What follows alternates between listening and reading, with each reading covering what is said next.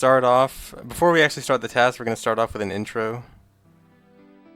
I gotta turn off OOT. That was just for background music. So here we go. First, we're gonna start with the intro. And this is in the task, like the upload. So you can go see this whole thing. No, you said the intro. You meant the Or the trailer. The trailer. I'm sorry. yeah, the trailer. Okay, yeah. So this is already out.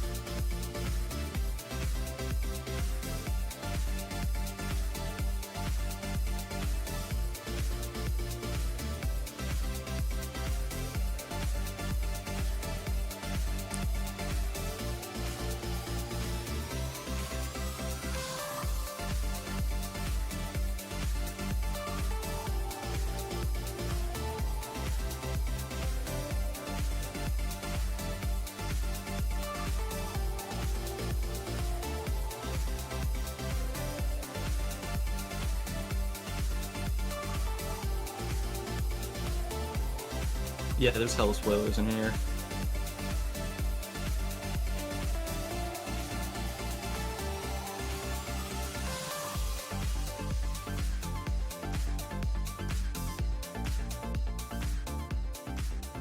This is my favorite part.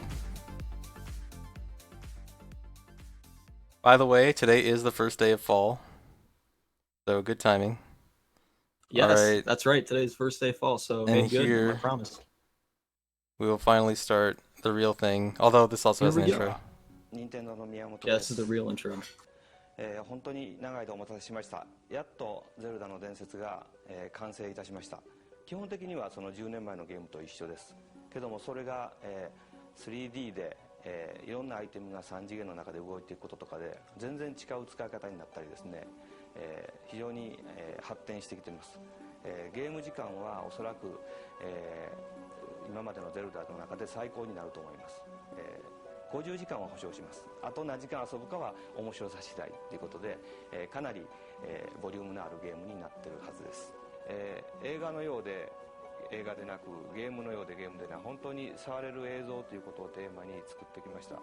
とても楽しい世界が出来上がりましたので、皆さんで楽しんでください。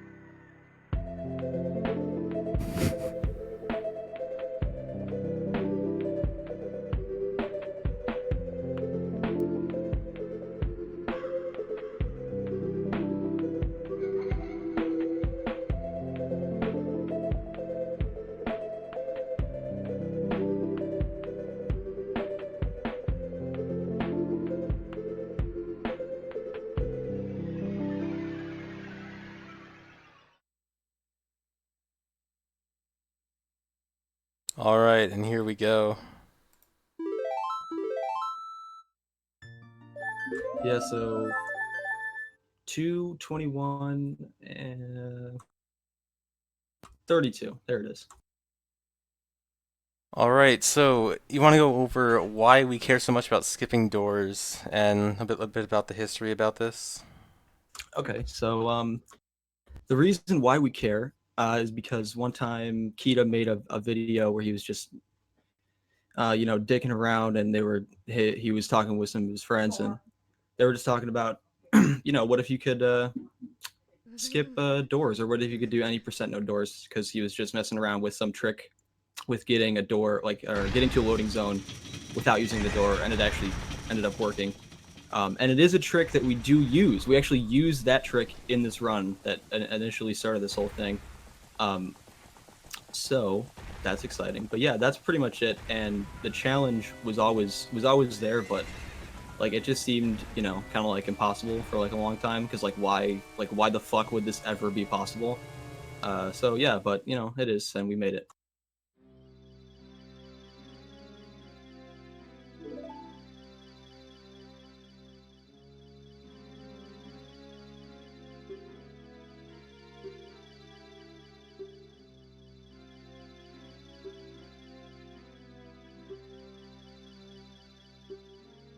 So, how long did you work on this, and like, how long did it take for everything to fall into place for this to actually be possible?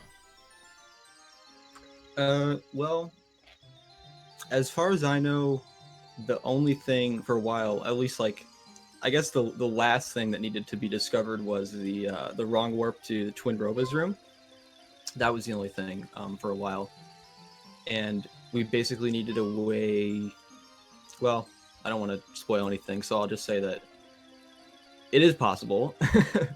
And as far as routing goes, this has been in the process of being routed for a long time, but that is something I actually don't know a ton about, because like I said, the intro and everything, I didn't actually route this. That's why it's a collective effort, because I just actually made the test. So yeah. Alright, and so what exactly is a door?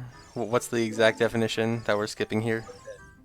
So let me just read verbatim from the FAQ. The lone restriction of this movie can be best defined as no opening doors, where opening refers to multiple different in-game events. The first and most obvious is just opening a door by standing in front of it and pressing A.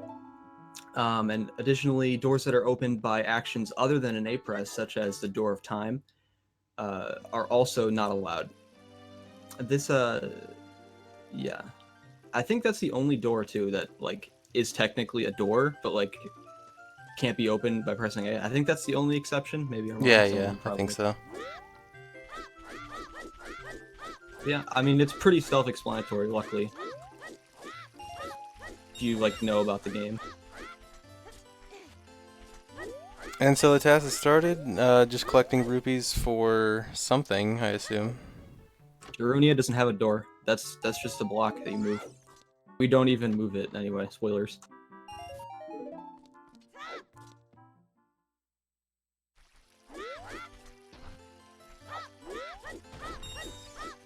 Nice RNG manip. The rupees. Oh yeah.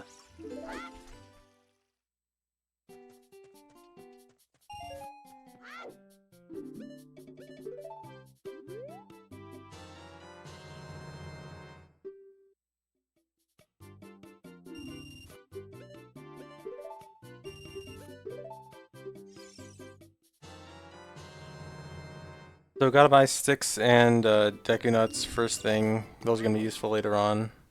Turn up the video Not a volume. shield though. Skipping out Not on a the shield.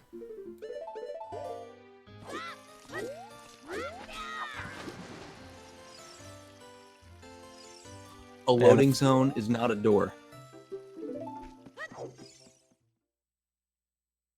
So the first thing done, obviously leaving Kukiri Forest. Decatry is gonna be done just later on. Can't quite beat it without any doors yet.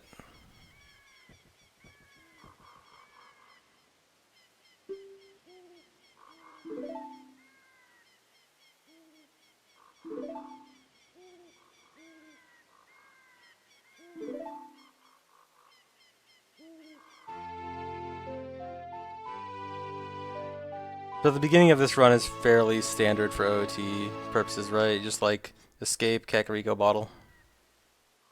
Yeah, it's fairly standard. I'd say up to, I guess going adult probably. That's when it starts to get cool. Or actually, no, probably up to hookshot. Like, if you play the game, you probably know the route more or less up to hookshot. Well, there's a few differences. Right. It's not like, you know. the same as you're used to. There's some slight differences, but you'll see.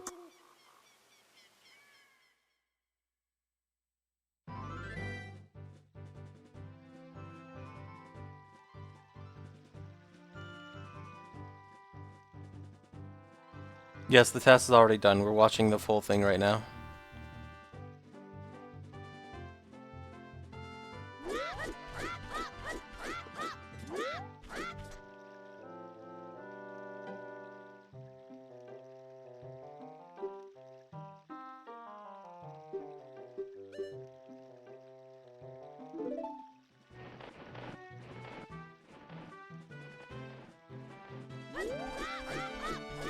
No, I'll skip because, well, I mean, I was gonna say because we don't have shield, but you don't need shield to skip Owl here, but I think it's still slower, actually.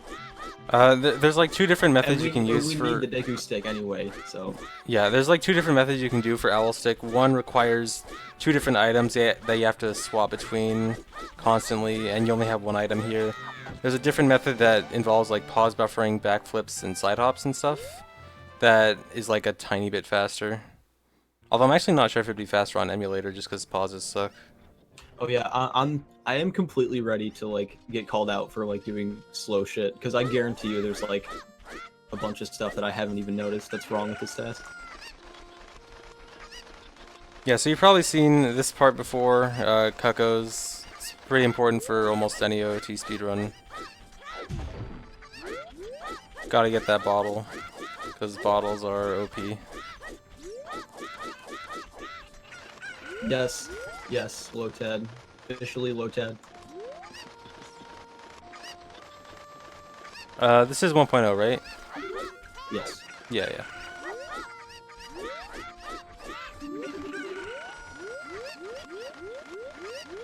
Yeah, nice fun little camera angles to make this slightly more interesting than usual.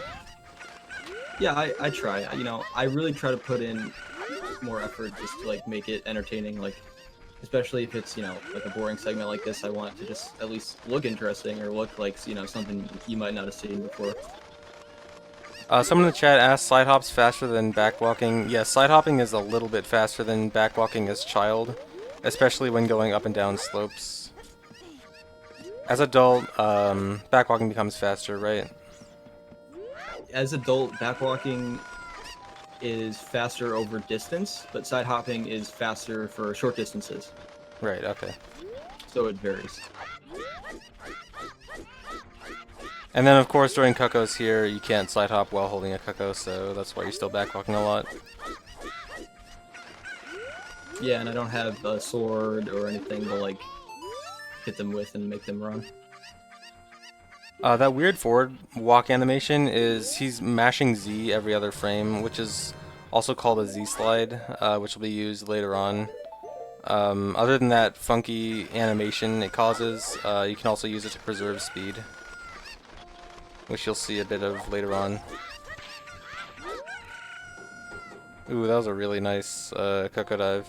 So right here, gotta get to bottom of the well early, and he uses a Deku Nut to make the Cuckoo angry so you can fall through the water during the cutscene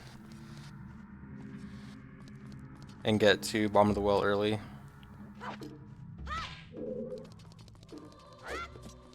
And so here's a 1.0 exclusive glitch where you have something in your hand and you try to enter a crawl space and throw a Deku Nut right before.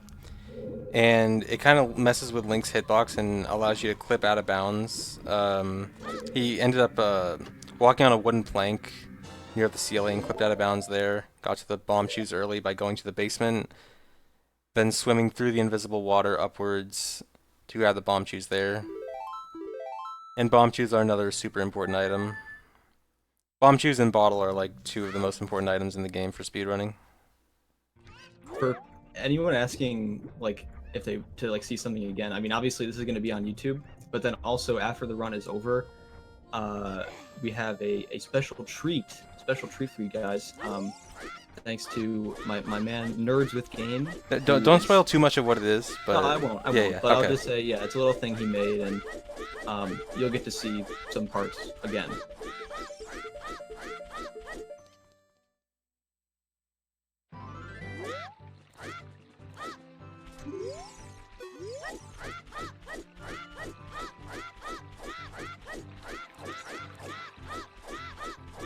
I tried to keep the map spamming to a minimum because I was here when you streamed the 100% TAS, or I forgot which one Oh it was. It yeah. had like a ton of I map think it was spamming. 100% one. I think it was 100%. Yeah. It didn't sound good on the ear, so I was just Yeah. keep it to a minimum. Not going straight to Temple of Time. I wonder what could be done here.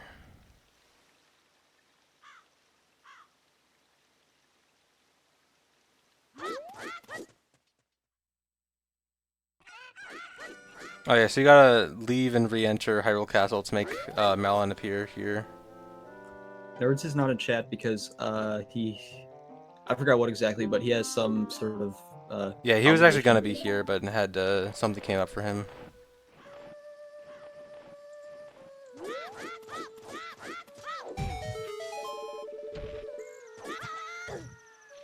Dang, he got owned.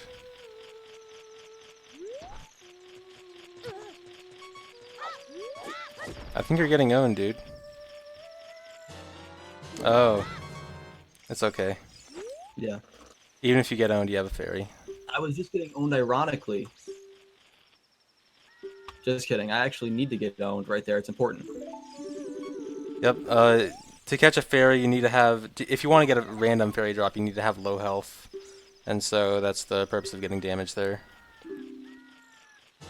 You can catch that fairy.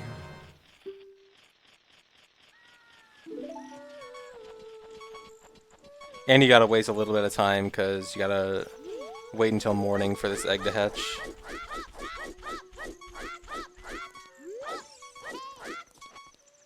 That's why he's just messing around with some stuff here.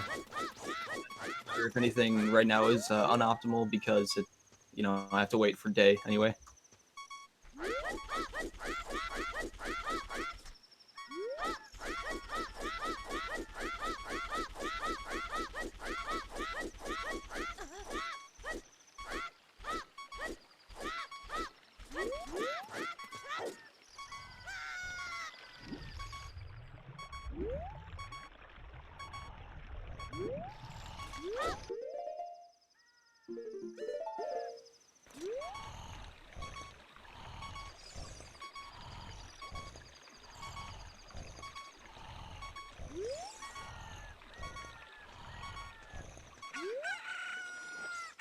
Yeah, we get to see the sun a few times when it's not actually day out, which is cool.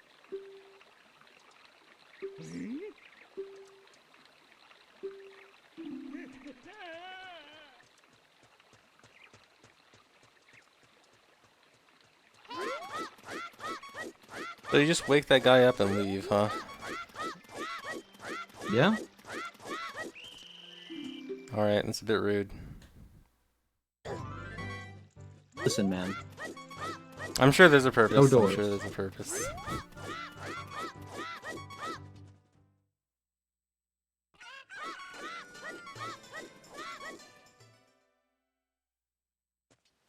And now we're going to Temple of Time.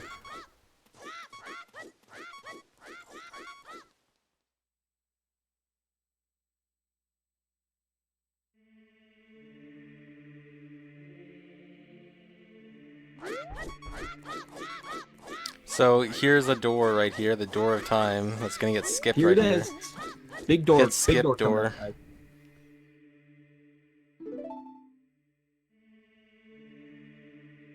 Showing that door who's boss.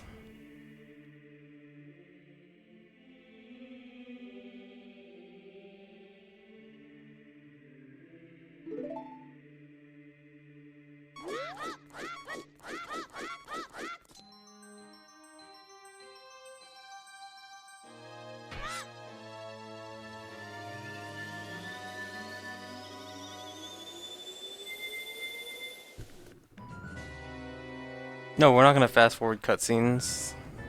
Or else the timer will be inaccurate. Come on. I'm sure they're talking about important door related topics though in this cutscene.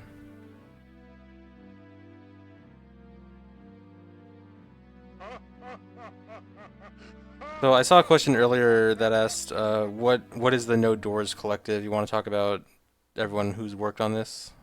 Yeah, right. I was just thinking about that actually. So the people who actually are part of this so-called collective, Amatessaru, I think I'm saying that right. Ben Stevens, you all know him. Cafte Emus, Eumeux, Exodus, Fash, OMG a Tree 6, Nerds with Game, Natalia Has Died, Sniping 117, and then myself. And all those other people. And this will be in the description of the YouTube video. So, yeah, all those other people were who I was like, talking to and referencing my work with while I was, working on this. But none of them actually cast any part of it. I did the whole movie, like I said. Yeah, and they're all people who worked on routing, worked on finding glitches for this, making this whole thing possible. It took a lot of work to just make the idea of all Dungeons No Doors possible in the first place.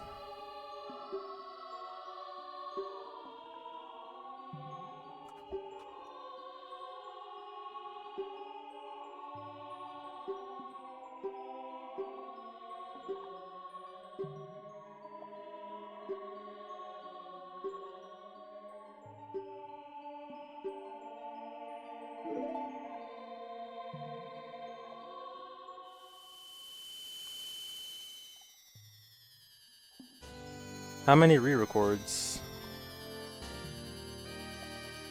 Fuck, let me check.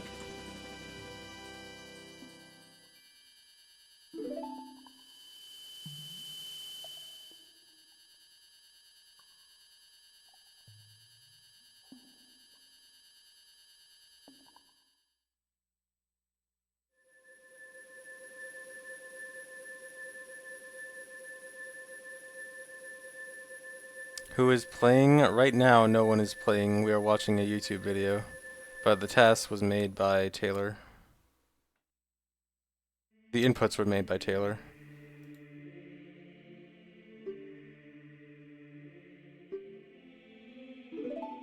How many doors? 0.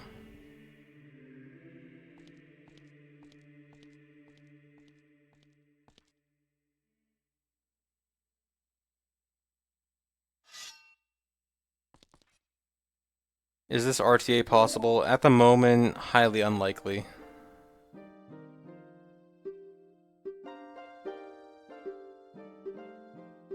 When is door limit runs? Never.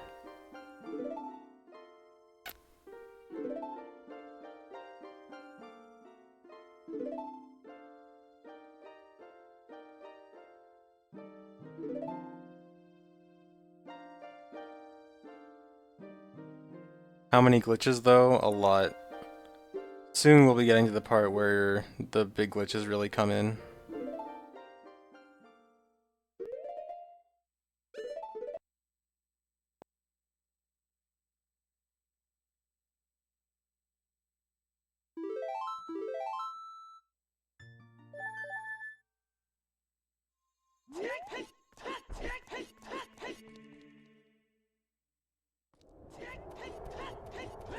How many doors do you actually skip?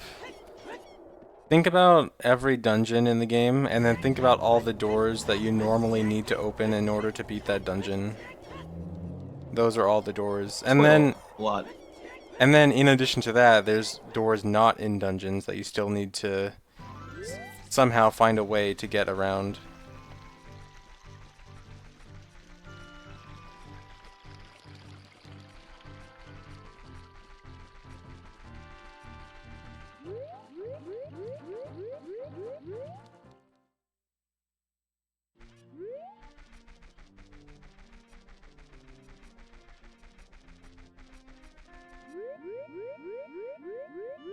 Backwalking is used there because over long distances, backwalking is faster as adult than side hopping.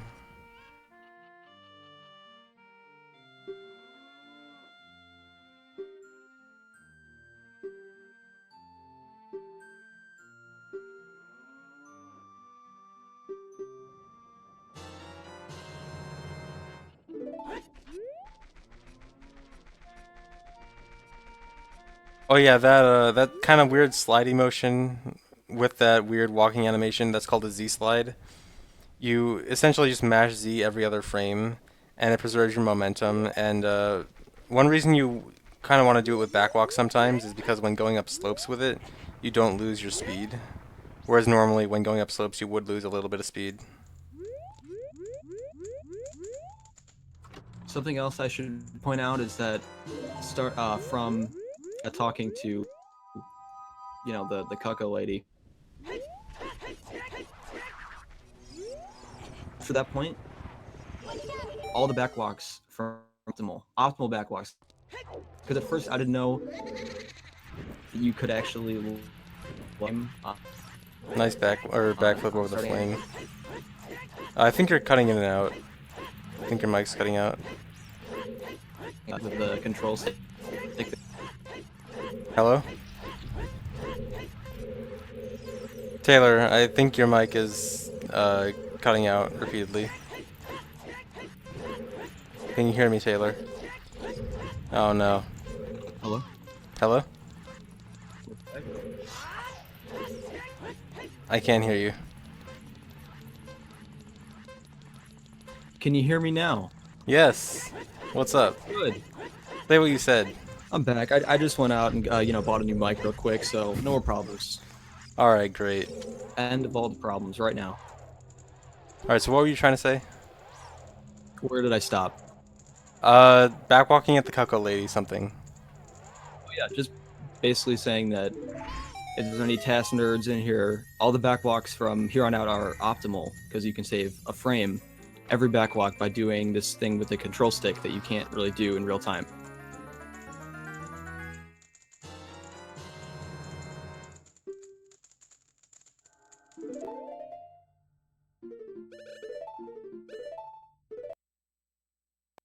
Hey, no. We didn't open that door though. So here's the thing. We touch a lot of doors in this run. We get real cozy with a lot of doors, but we don't open them. We don't use an action on the door, and that's what counts.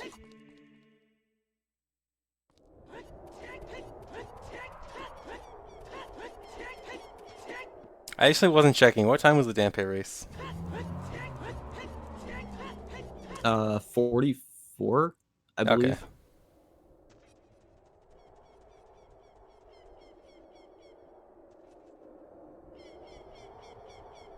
Alright, so going to Ganon's castle now. And the reason for this, I don't think you're actually going to Ganon's castle now, right? Just watching the cutscene. What? You're just watching the cutscene here, right? Yeah, just watching the cutscene, Yeah. not doing anything yet. And so the reason for just watching this cutscene is watching that cutscene, or just entering Ganon's castle area in general, turns it to nighttime. And you want to turn to nighttime here to hash the egg faster.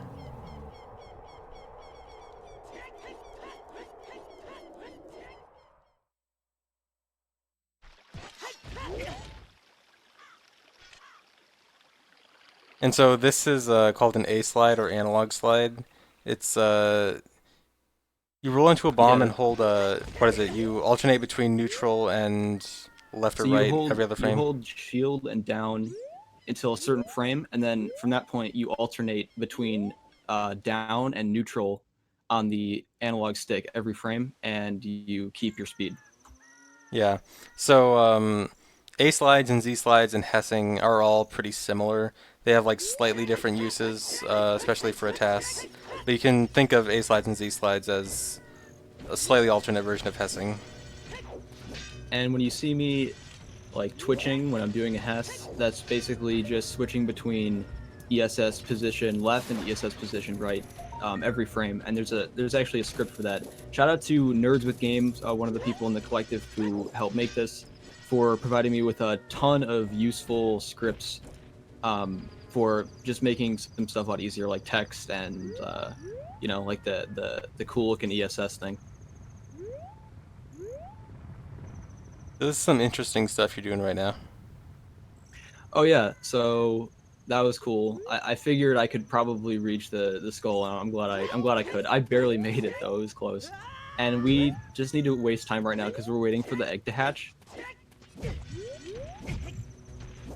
So, preferably, we want to enter DC Actually, well, you'll see.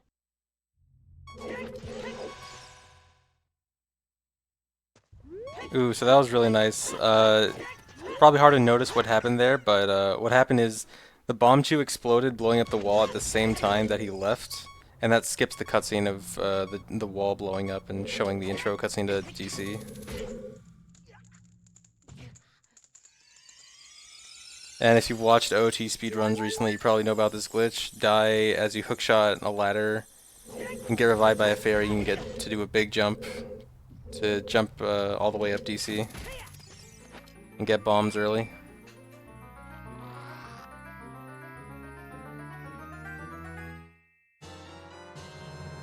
And that's the whole purpose of that fairy from earlier.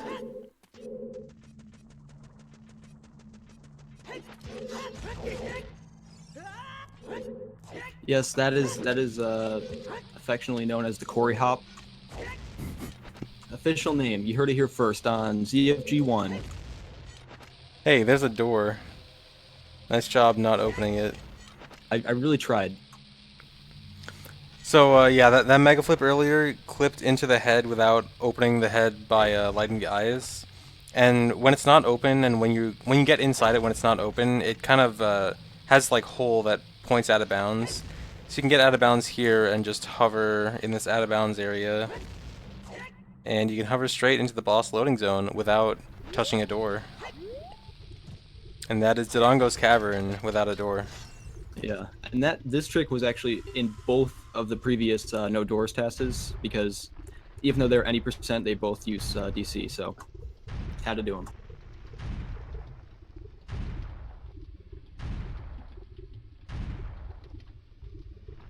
You can't do a We super don't slide have- there because no hover boots.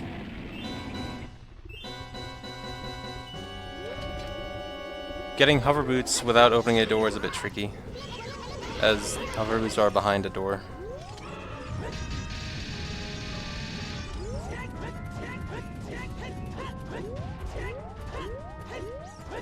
Good gainers.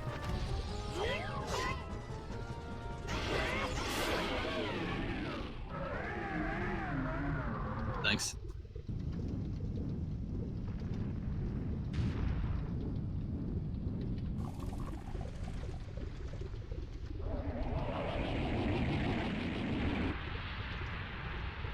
Is it possible to get hover boots? I'm pretty sure it's not, right?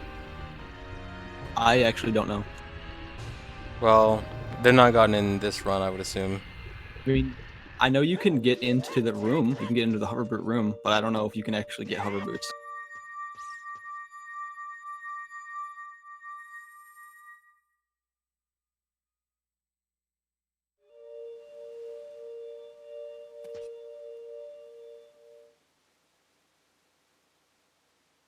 No, we are not going to make door puns. We're not going to stoop to that level of commentary.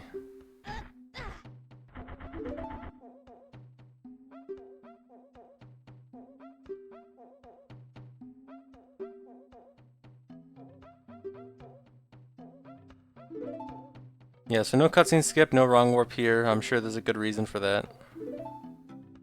There is a good reason. Oh, good. This is the fun part, is that I don't actually have to tell you what it is. I can just make shit up. Cool.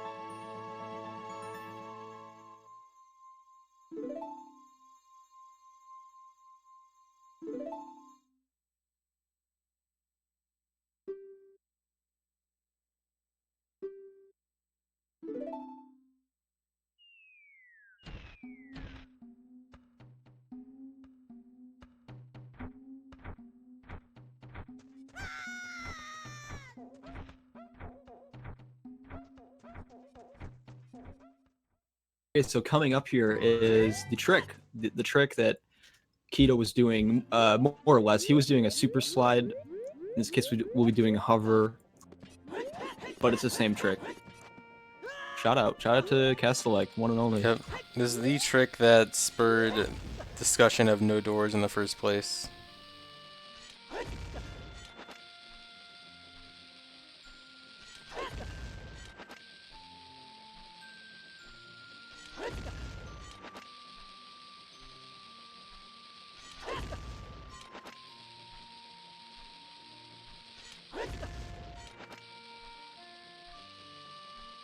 There's a door over there.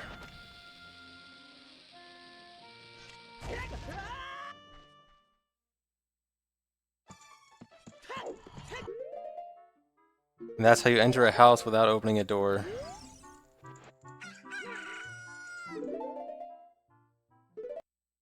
And that's how you get out of the house without opening a door. Yeah, that's the only way, actually.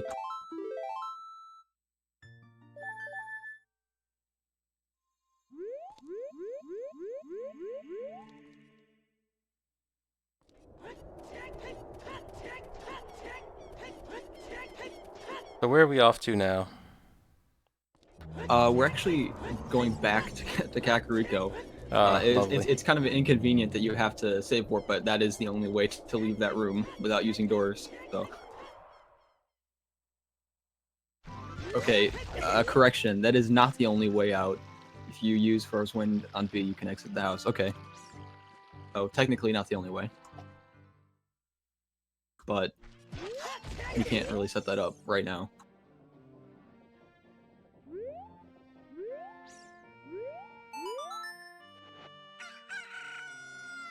And so right now he's just doing part of the trading quest for RBA, I assume.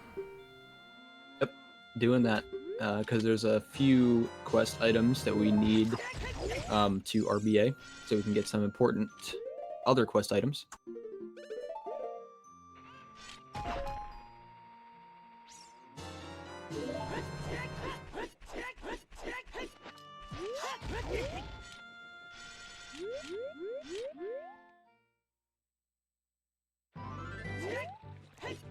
Yeah, Apache, there's some pretty good bomb drops in here.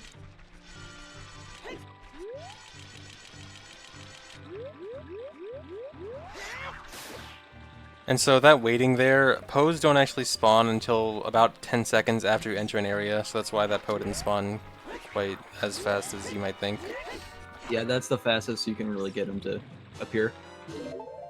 And so right here, you got a bottle on B. This is called Reverse Bottle Adventure. When you get a bottle on your B button, it's done by swinging the bottle when your last button was not a bottle pressed, and so the game would normally put whatever you catch in a bottle over your last button pressed. In that case, it was the sword instead of the bottle. And when you catch something with a bottle on your B button, it modifies parts of your inventory based on your item on C right. And so right there, what did you catch with C right there? Was it Kajiro? Well, first it was Kajiro, and then, I mean, I'm not sure if it was a catch or release, but I know we had to do bugs, because it puts, when you do it with bugs on your C right, you actually get bugs in your inventory in like a different slot, so that was kind of important. Yeah, so it RBAs a bottle in your third bottle slot, and then Kajiro also RBAs your bomb bag and quiver.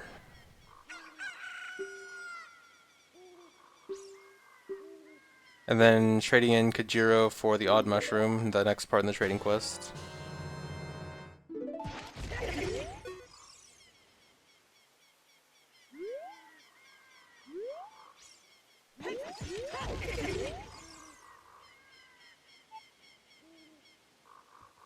But I guess we're not going to go trade it yet. We're going to Sacred Forest Meadow. Not just yet.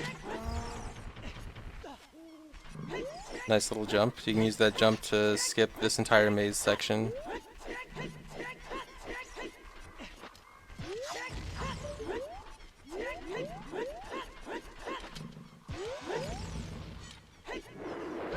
Oh man. Yeah, this is a cutscene skip right here. This was Ackright. Ackright had a video on how to do this, so shout out to him. Yeah, so you hover out of bounds there and hit the cutscene trigger from out of bounds. The cutscene trigger is absolutely massive, extends all the way down and to the side for a ridiculously long time. And so you just hit the cutscene trigger, then void out, so you get the song and don't have to watch the cutscene.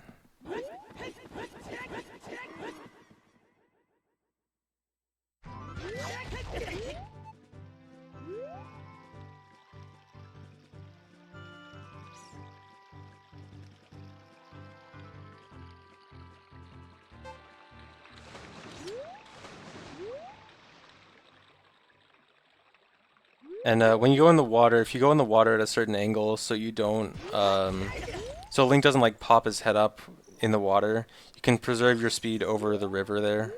So you can do that Hess all the way across the river, which is really nice and optimal.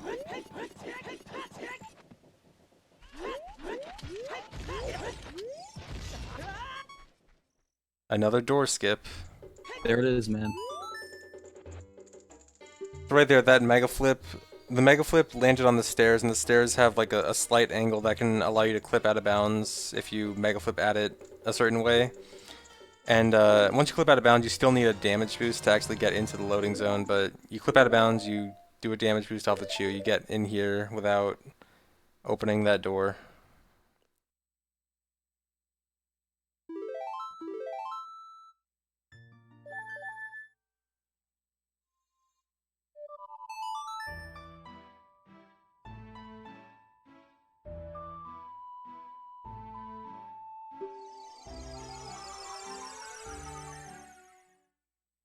Yeah, that trick was cool because I actually tasked like right up to the door. Like I tasked going around the other way from CAC, and I got right up to the door, and I'm like, oh wait a minute, shit, how do I skip this?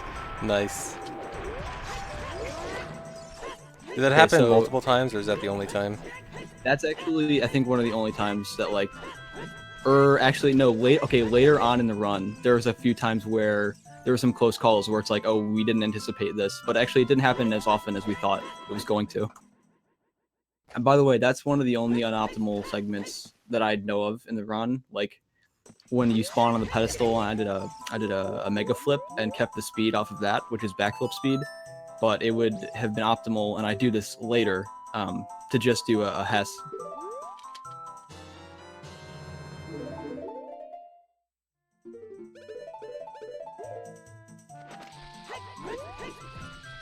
So RBA is going to be coming up again. He's going to get a bottle on B again.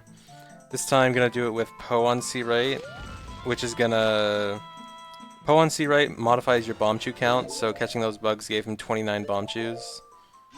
And he's going to catch the bugs again with Poacher Saw on C right, and that gives you some songs. It gives you Zelda's Lullaby, Prelude of Light, Nocturne of Shadow, and Serenade, I think. That's right? Yes, that's right. Yeah.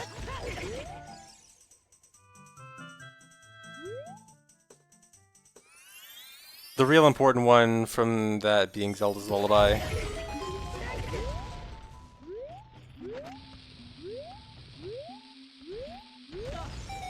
Nice. You're like a couple seconds ahead of me because I'm watching the stream. Oh, okay. Oh, did you? Oh, yeah, the thing with the Goron. Yeah. Yeah, there's a cool little like camera, like angle thing too, right when the text starts, and I have no idea how I got that. I just like pressing buttons.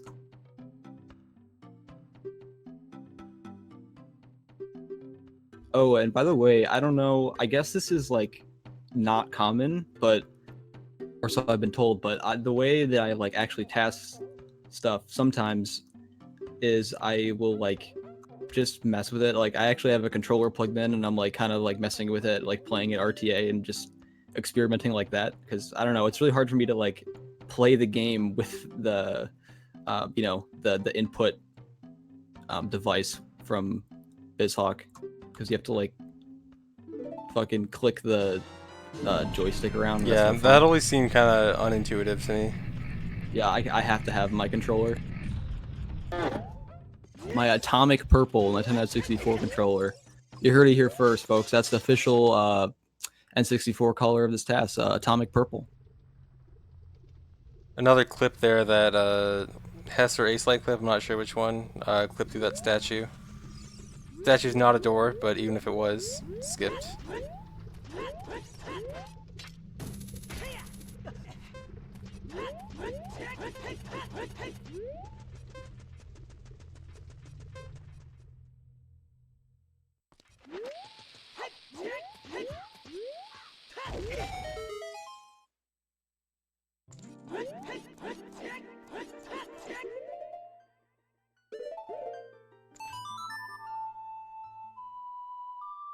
And so this is a big part of the reason he RBA'd Poacher Saw earlier for Zelda's Lullaby. Because you need magic for this. And of course you don't want to go meet Zelda. That's just too slow.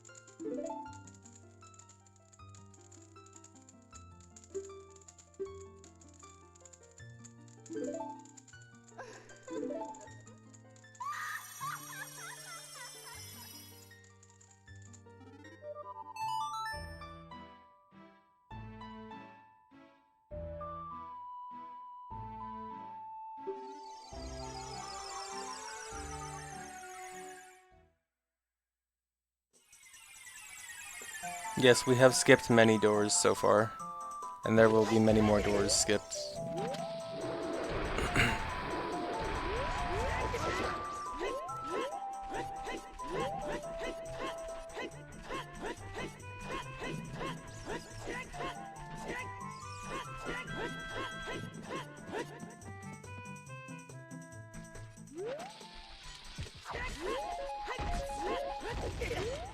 Those bomb drops.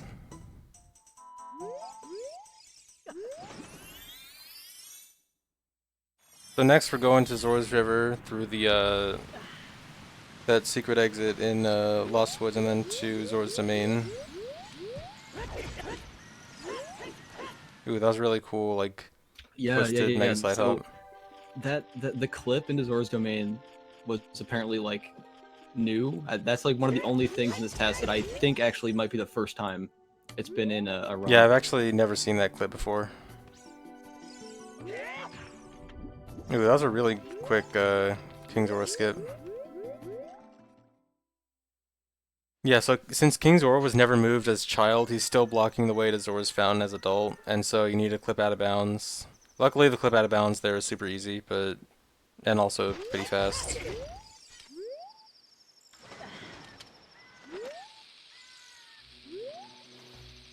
And here in Zora's Fountain is a very important item. Without this item, many doors would not be able to be skipped.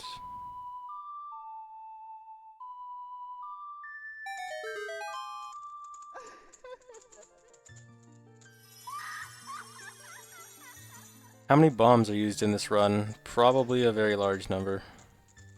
Yeah, someone joked earlier about 2 hours of hovering. It's not a joke, boy. Dang. There is a section in this run that is very hover intense. So that'll be maybe the bathroom break.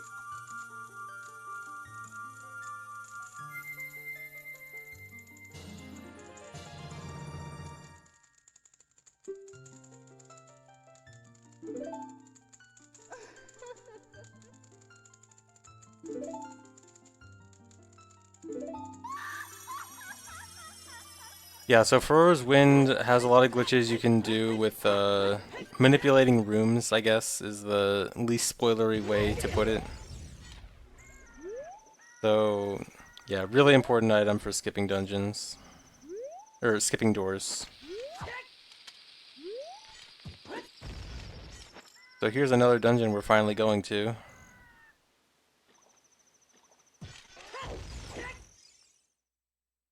Hey Jay, Inside Jabu. tell me when Link pauses next. Let me know. Okay. Pause. I just wanted to have like a live version on my Okay. Yeah. Yeah, okay. So yeah, to get into Jabu, Jabu's loading zone does in fact exist as adult. It's slightly above or slightly below the ice, but above the water. And so to get in there, you have to do a very precise clip through the ice during like a mega slide hop or a mega flip or something like that.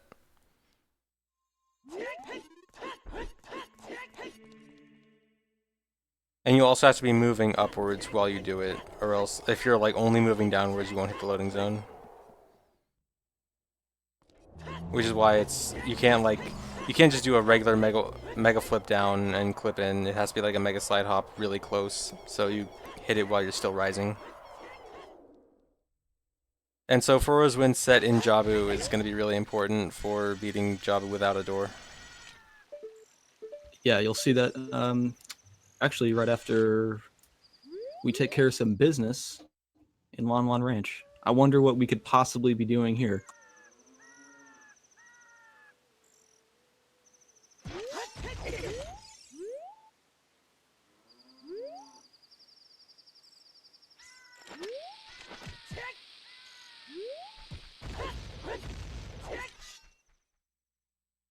Just gonna steal Epona without a door.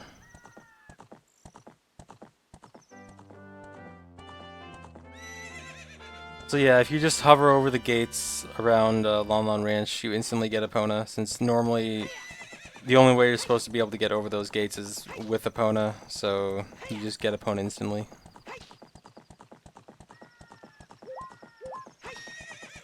I wonder what Epona has to do with doors, though.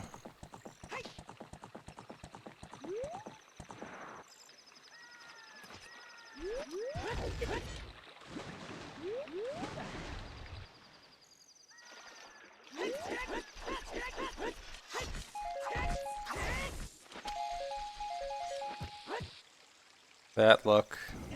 Yeah, those drops, dude.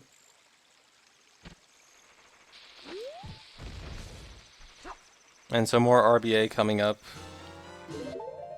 That RBA was with an empty bottle, which puts a bottle in his third bottle slot. We saw he had an extra bottle there. And now he's also gonna die. And so the reason for this death... So when you enter an area while swimming, or enter an area while in water and then die while you have a bottle on your B button, when you respawn you'll have a blank B button. You have nothing on your B button. If you don't enter the area in water, then you'd normally have a Deku Stick on your B button. And so if you were like, 7 years old when this came out and you ever learned about glitches, in 1999, you might have heard of the swordless link glitch, where you can use items on Epona when you're swordless. And that's exactly what's going on here. Yeah, that glitch is vital to... I don't know if you were watching the trailer when ZFG played that, but there's one thing in there which we're about to see that we need, swordless on Epona for.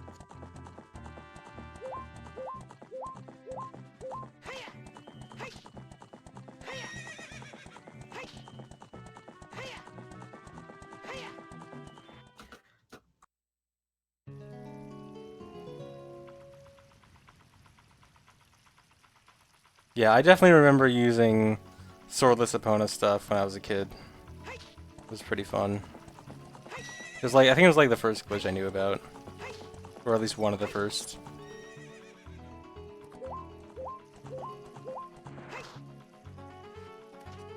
First we gotta stop and talk to this nice old man first.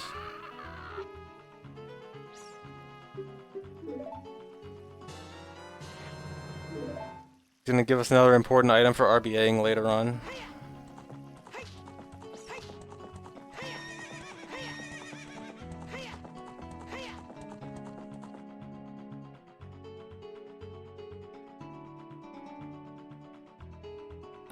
So for this glitch, to set it up properly, I need my exit, I believe, that the exit value to be a certain very specific value. So I need to get that value by going through one of the entrances to Gerudo Fortress and then leaving it, and it has to be a very specific one, as you'll see. So kind of the most inconvenient one to get to, actually, but it's no matter.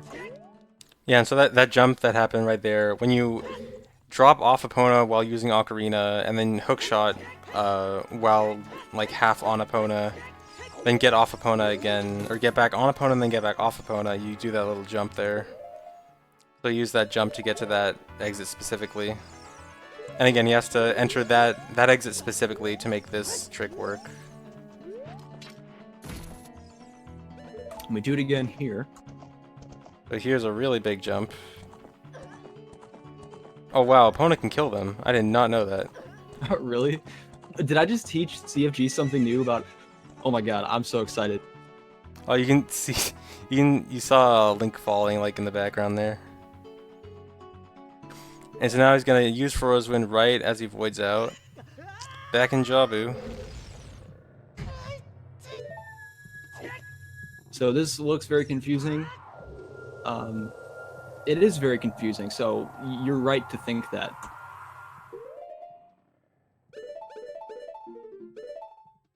Yeah, so because the reason he had to go through that specific entrance point in Gerudo Fortress is so that when he warps back into Jabu like this, he just deleted Furrow's Wind and then set it again. The new Furrow's Wind point gets set at the same coordinates of the exit that he was at Gerudo Fortress. So, whereas previously Furrow's Wind was set at the beginning of Jabu, Furrow's Wind is no longer set at the beginning of Jabu, it's set in those specific coordinates. And hey, this is a nice cutscene. Yeah, this is a real bathroom break, actually. And did you RBA like right in Jabu? I missed it. I assume Yes, you did. I actually did. Yeah. So what I did in Jabu, I guess I'll take the time to explain it now. Is we warped, and the room we were in was, let me see if I can describe it. It's the one that you go in that has like the switch on the bottom That raises of the the water. map, and like that raises the water. Yeah, it's that room.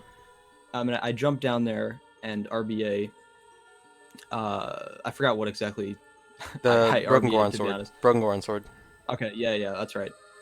RBA'd that, and that's actually another mistake in the run. One of the only other big ones is right there, because what I should have done is I should have caught the bugs back in my real bottle, but I forgot to do that, and then continued on with the tasks and made like probably over an hour's worth of progress before I caught it. Aw. That's okay, because all we had to do was just get bugs somewhere else, and it's not that big of a deal, honestly. And so But the important low TED confirmed.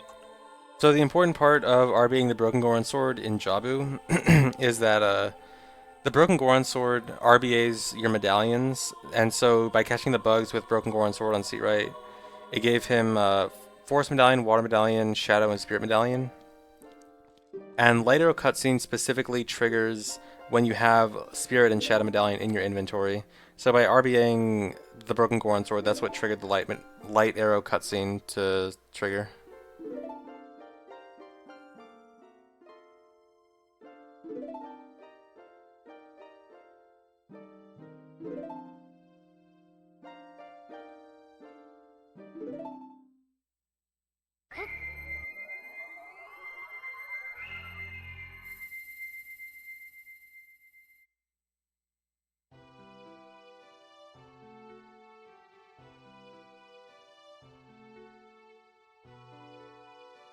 The test is about 2.5 hours. If you can get, I actually said the official time in the beginning, but I don't know if anyone caught it. Yeah, it's I think we can just say it now. It's 2 hours 21 minutes. Yeah, 2:21. But if you want to guess the seconds and milliseconds, I'll be impressed if anyone gets it. I'm pretty sure it was on the video title at the beginning. But for those who don't want to cheat, so this part of the cutscene is actually important. This flashback. So again, when he did RBA in Jabu and he got a bottle on B, when you have a bottle on B and you go back and forward in time, when you become adult again, you'll have an item on your B button based on what item child had on C right. And so that flashback there, where it showed Child Link again, that flashback actually counts as going back in time and then forward in time again. So that activates Bottle Adventure. That means at the end of this cutscene, he'll actually have a completely different item on his B button based on what Child had on C right.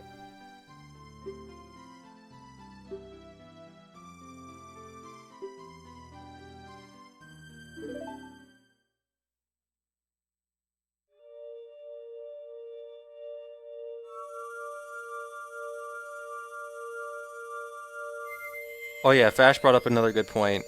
Normally, when you go back and forward in time, Farore's Wind deletes itself. But if you use the light arrow cutscene, so if you were to normally do Ball Adventure by going back and forward in time, then Farore's Wind wouldn't be there anymore. But the light arrow cutscene does not delete Farore's Wind. So it's really important that we use this for Ball Adventure.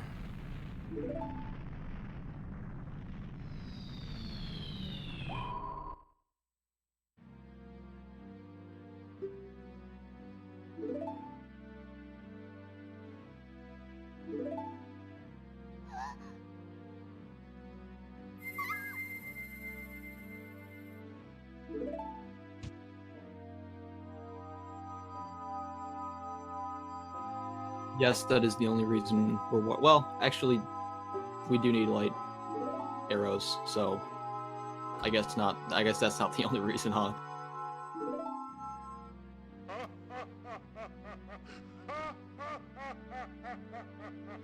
Oknaz, it's going back and forward in time in general that deletes Farore's Wind location. So there's only 2 times the game will actually check, go back and forward in time, and one of them is light arrow cutscene, the other is, using the Master Sword.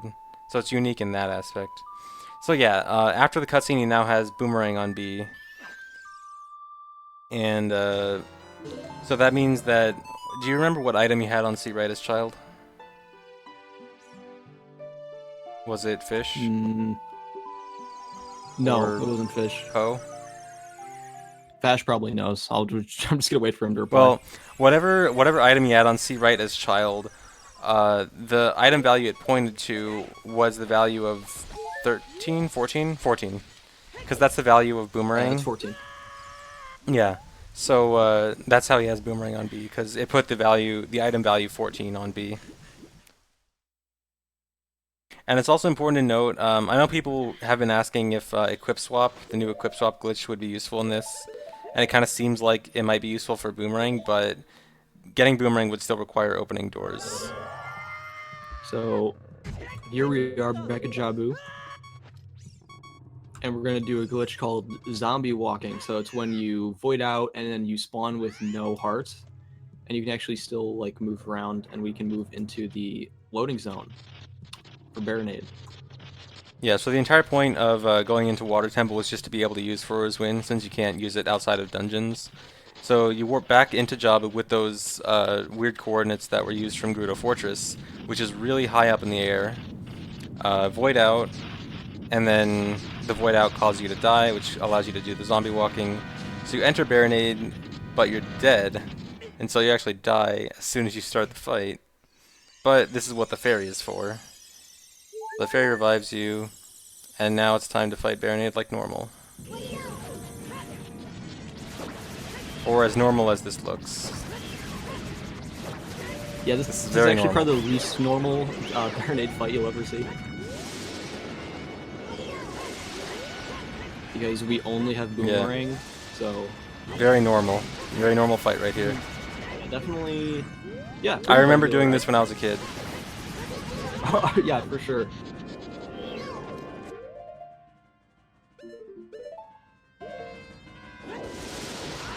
But we still do have the sword, so we can just re-equip it after we've... Oh, dude, you got already used Boomerang last time. the extra hit without the Boomerang. Yeah. Do you know how right. that's You consistent? can get, what's that? Do you know how that's consistent? Well, the way that I got it is basically just making it so that Baronade is like kind of right up against the wall when he is down, so that when he gets up, he'll immediately come like right back out. You have to time it like really well, so I don't know how well it would work RTA. Okay. You could try it though, for sure. Alright. I've gotten it a few times, but it was like completely random. I don't know how to do it consistently. I've tried. So anyway, the reason for those pots is because he had Boomerang on B, and equipping Sword would get rid of Boomerang, which means he couldn't stun Baronade anymore. So that's the purpose for the pots. But then, once the last stun was done, he could equip Master Sword again and kill Baronade like that.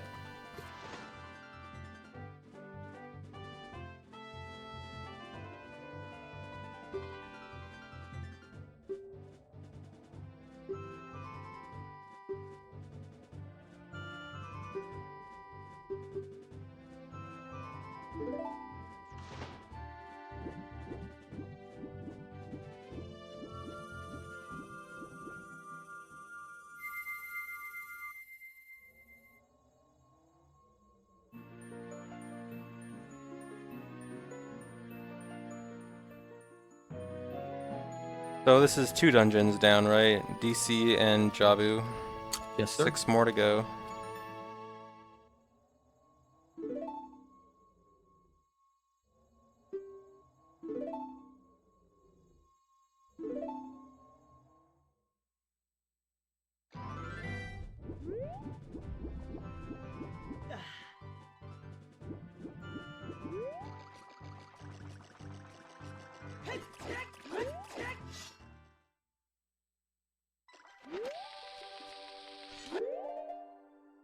So here in Zora's domain, King Zora is still blocking the way. Do you want to explain this? That happens to go with the marimba that was playing. Your mic cut out, and that just sounded really out of context.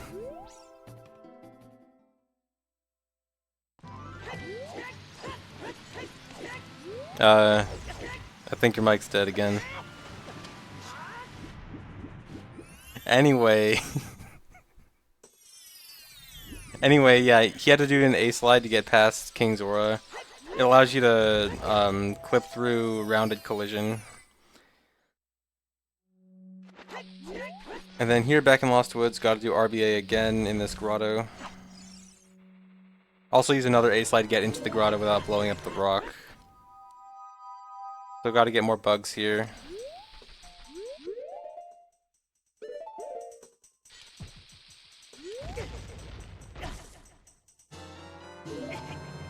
And doing some damage buffering.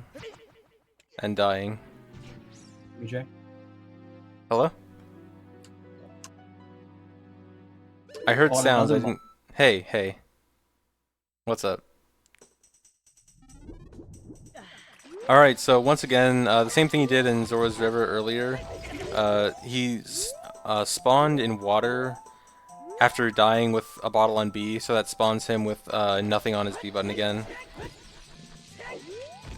So now back to Sacred Forest Meadow, gonna go through the maze again, or above the maze again. And into Forest Temple.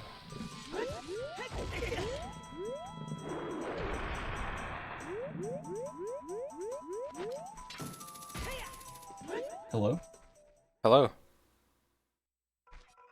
4th mic. Alright. Real excited to do Forest I heard Temple. half that sentence. Not right now. Okay.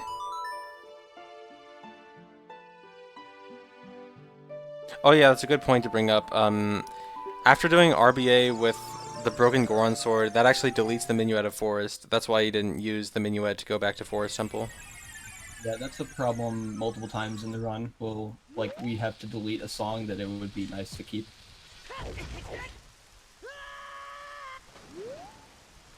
And so Fura's Wind set in Forest Temple, similar to how what was done with Jabu with the Void Warp. Similar thing is going to be done with Forest Temple.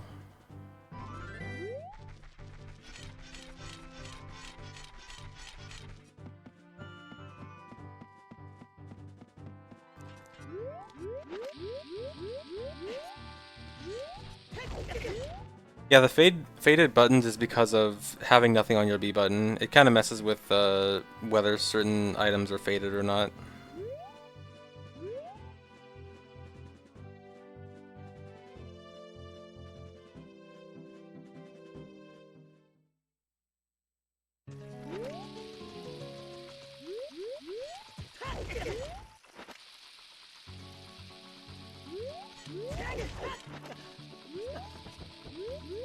That Mega Flip is super precise, by the way. Very precise. Painfully precise. God, that took me so long to do. So back to Gerudo Fortress. This is a very convenient place for Void Warps, since you have a lot of options. Yeah, thankfully the exit that we need this time is just this one. That happens to be right next to Epona. And Epona is still here even after all this time, after ditching her like 30 minutes ago, 20 minutes ago.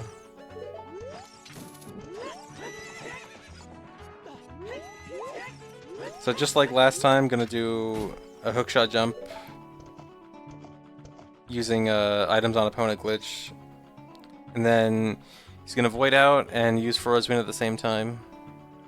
And now we are going back to Forest Temple. You just can't see it. Yeah, this is Forest Temple. Don't worry. And so, specifically where he was in Forest Temple, that was the basement where you have to push that wall around. And in that area, when that wall is unloaded, you can kind of walk around the side of the area and walk into the loading zone that way.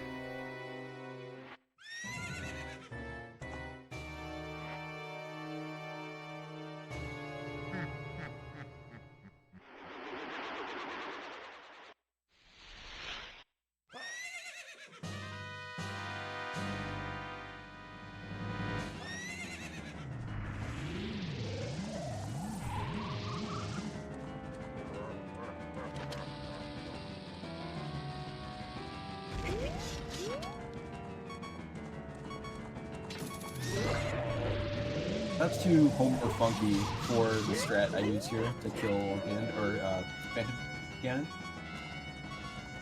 His MST TAS inspired a lot of tricks in here. Yeah, that task is actually really good. I would suggest watching it if anyone hasn't watched it yet.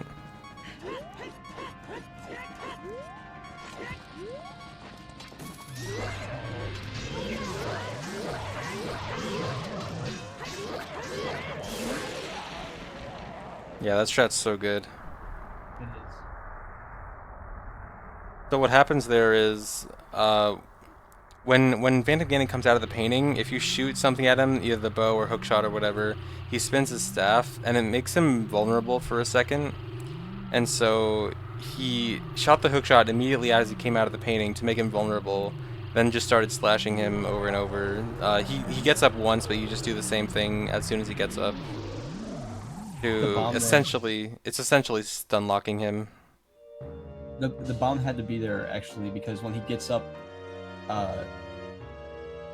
he will move away too fast if you try to just keep attacking him. You have to hit him with something, so he'll kind of use his block attack, or I guess just block, and he'll be low enough so you can finish him off. Oh, that's interesting.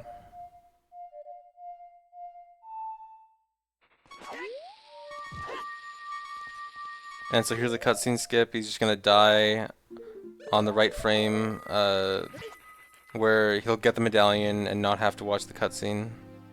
Is this actually the first cutscene skip / wrong warp in the run? Yes, it is.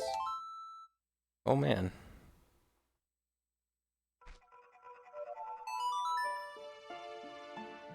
So yeah, got the Forest Medallion, Forest Temple complete, didn't have to watch the cutscene, and also Furrow's Wind is still there. I don't think that's gonna be useful, but yeah, when you do a Void Warp like that, it doesn't get rid of Furrow's Wind. Still stays there.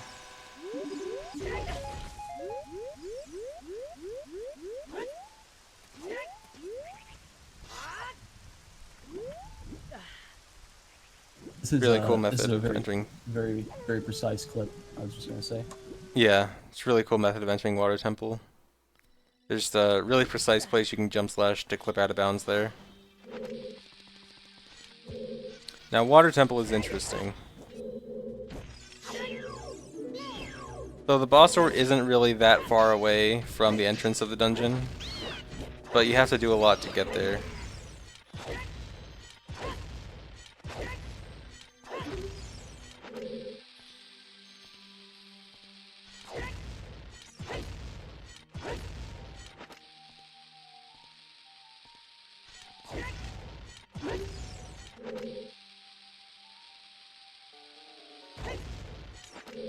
So you can do a lot of hovers to get out of bounds through the ceiling. And then you gotta hover all the way to the boss door, or almost all the way to the boss door at least. This is a really big hover here.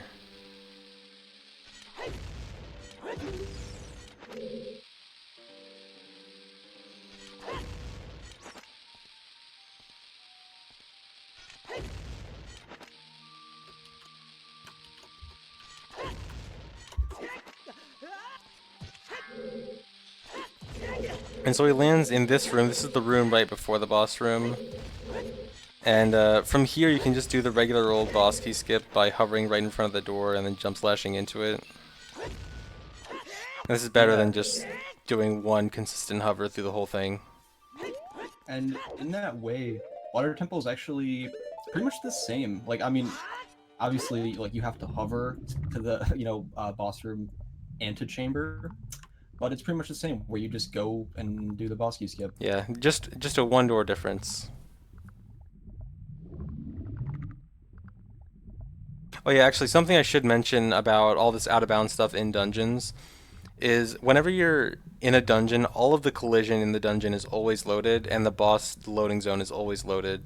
So as long as whatever dungeon you're in is loaded, you can touch all of the floors and ceilings and whatever wherever the dungeon is, and you can always get to the boss loading zone. It's just a matter of how are you going to get out of bounds, how are you going to navigate these out of bounds rooms, and how are you going to get to the boss room itself. Right, and that's actually the only reason why it's even possible to complete.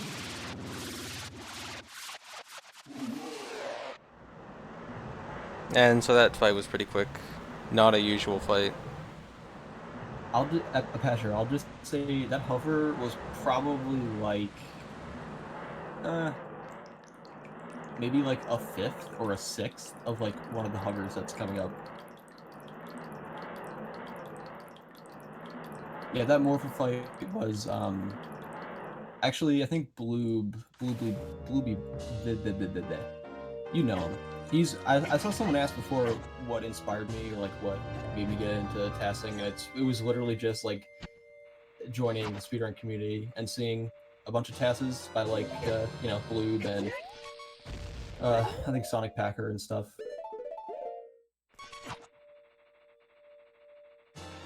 So more RBA here, again with Poe on C right. Wait, ZFG, shut up for a second. Okay.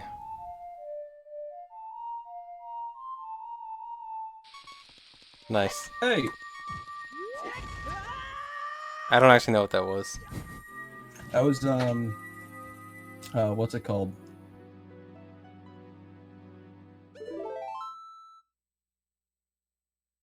Number one. We're number one. That's it. Right, okay. Alright, so yeah, that was RBA again with with Poe on C right for refilling bomb shoes essentially. Another 29 bomb shoes. Yeah, that's the good thing about, like I mentioned in the FAQ, basically just that because we can do RBA pretty much anywhere that we have a wall and a bomb, or rather a wall and an explosion or damage source, you can RBA. So as long as we keep that Poe that we have in the bottle, we can then replenish our bomb shoe count to 29 almost anytime we want. No, guys, I knew the song, I just didn't recognize it on the ocarina. Yeah, it's a little hard to make out because it's on the ocarina. Alright, so Shadow early here.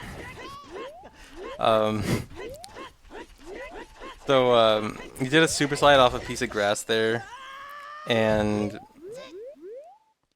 when you don't have a strength upgrade like a Goron Bracelet or Silver Gauntlets or anything like that, when you try to pick up a grass from far away, Link just kind of teleports to it, and so he teleported to the grass really high from the slopes with Infinite Sword Glitch activated, so he warped above the grass in the air and then could just side hop up to the ledge and walk around into Shadow Temple. And then from here in Shadow Temple, he clipped into a little tiny piece of ground that's like barely out of bounds, and time for another hover. Yeah, originally this hover was going to be different. Like Ben said, Ben, I believe, came up with this idea instead. It's pretty cool. This is actually my favorite dungeon, I think. At least the end part of it is really cool.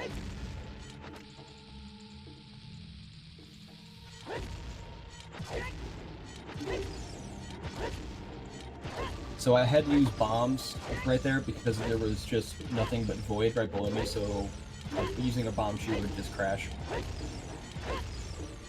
Once I'm above land, though, I can use bombs. And all this hovering is to get past that one door to get into this room. If you're familiar with OOT speedruns, this is the room right before the hover boots, which is where boat skip is traditionally done. So from here, it's basically just boat skip. Well, a little bit different.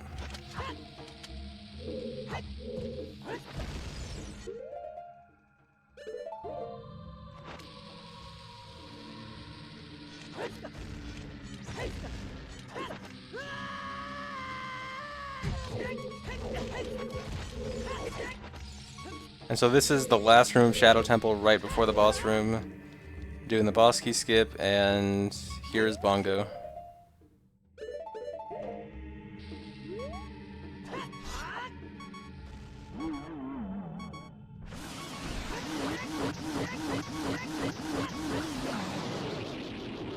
And there goes Bongo.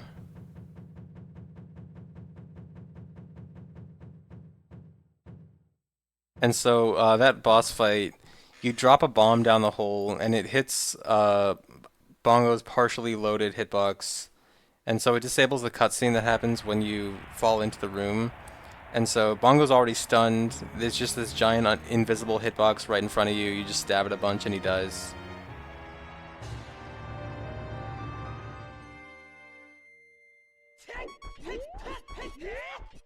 And because we RBA'd Shadow Medallion, we don't have to watch the cutscene here, so we can just take the blue warp. Yep, no cutscene skip necessary at all.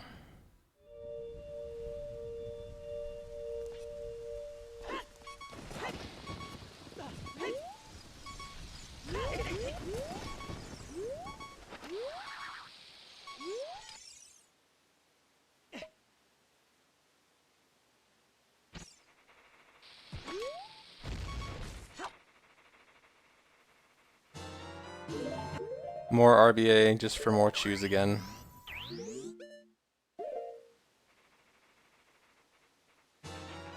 Oh, and a dupe over light arrows. Yes, that is the only way we can use them, actually. Why is that? I actually completely forgot. Alright, I guess I'll explain that to you then. So, when you have, there's a few different components of what makes a bow actually work. So you need the bow that you can actually equip. That can be either the regular bow, light arrows, fire arrows, or ice arrows. Oh wait, yeah, I remember now. You need a quiver. You need the quiver. Yeah, you need the quiver, which will actually let you hold arrows. If you don't have a quiver, you can't go above 0 arrows. And the quiver was gotten from RBA and Kojiro way back earlier in the run. And then duping over light arrows is the third component, where if you dupe over light arrows, the actual item that's equipped when you equip light arrows, on the item screen at least, is the bow slot. And so that puts a bottle over the bow slot when you dupe over light arrows. Also, that's pretty cool. You can fall in the lava in that cutscene. Yeah. So by duping over light arrows, it puts a bottle in the bow slot, and something in the bow slot is what triggers arrow drops to happen. And so now that he has a bottle in the bow slot, he can find arrow drops and actually pick up arrows and shoot arrows.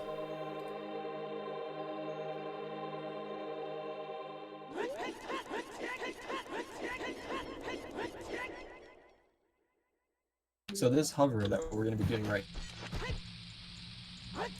you can actually not touch the loading zone if you hover up high enough. And so we use the fact that you can do this to hover past the loading zone and then back around, and you'll see where we go. It's farther than it looks, by the way. Like, that white texture isn't the actual loading zone. The actual loading zone is invisible and extends out farther than that.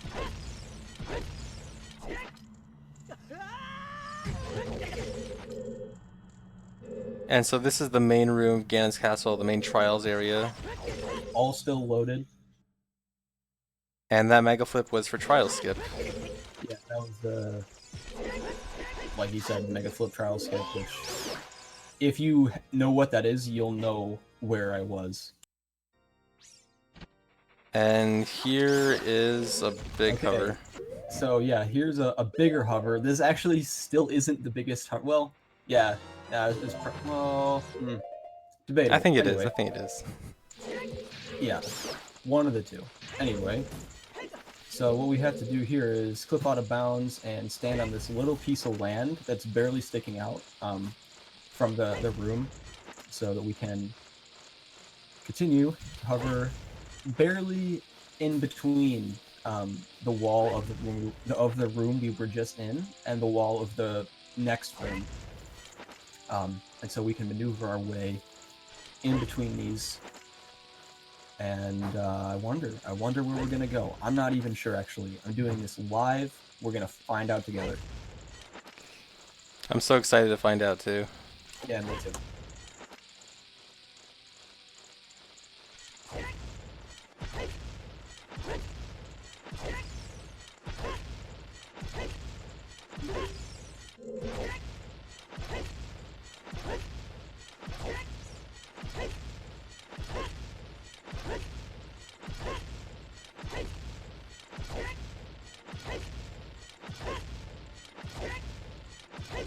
So the only reason this hover is even possible to do, actually, is the fact that, as you will soon see, we can land on a very, very small piece of land that's inside one of the pillars on the stairs, and RBA shoes again in the middle of the hover. So as you can see, we have 29 shoes now. Yeah, if that wasn't possible, you just wouldn't have enough. Yeah, because It's that big of a hover. the distance. And by the way, all these hovers are optimal. Like, they have the optimal amount of height reached.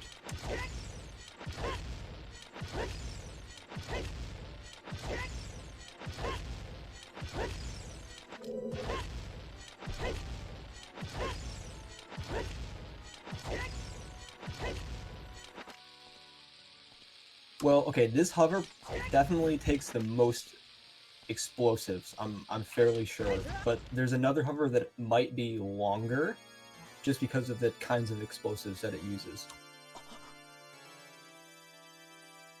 And here's Ganondorf. All that giant hover just for this. Yep, just to get up here.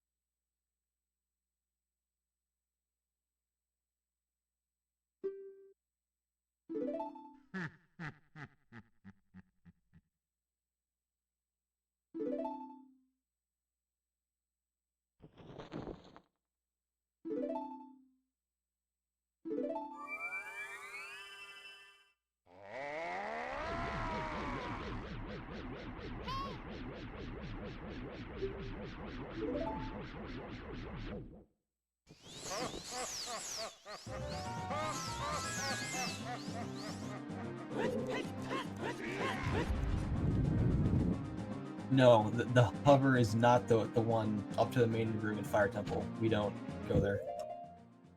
That's a good guess, though. That's probably one of the tallest maps.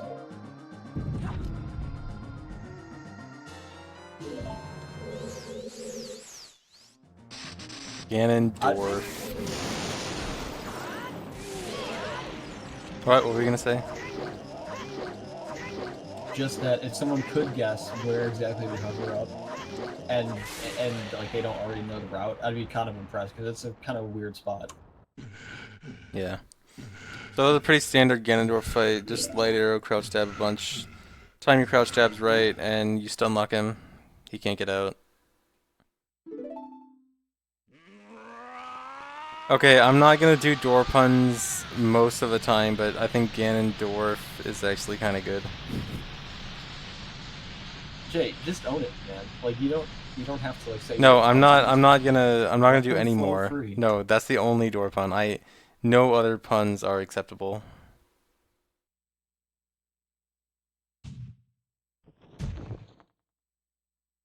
But Ganondorf just has a good ring to it, you know, like Yeah, I mean, because you're he's the literally enemy. saying Doors are the door enemy. with your mouth. He's the leader of the doors.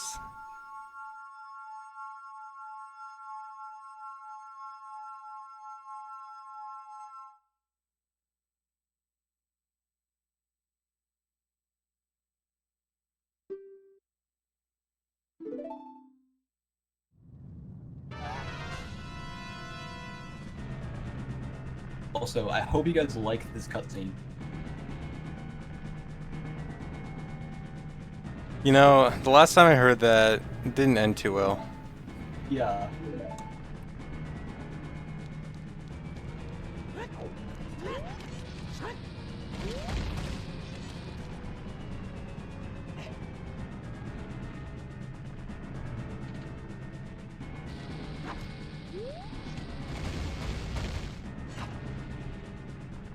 More RBA once again to get bottle on B. And this time he's also going to do something special here.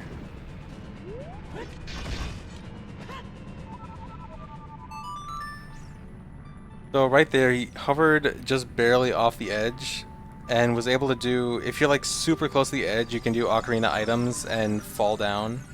And so If you roll, like you're on, it says that you're on the floor for like just enough time. you can play a warp song there and void out, and so he just did a void warp into the Prelude of Light cutscene. And so this is how you skip the Door of Time the other way.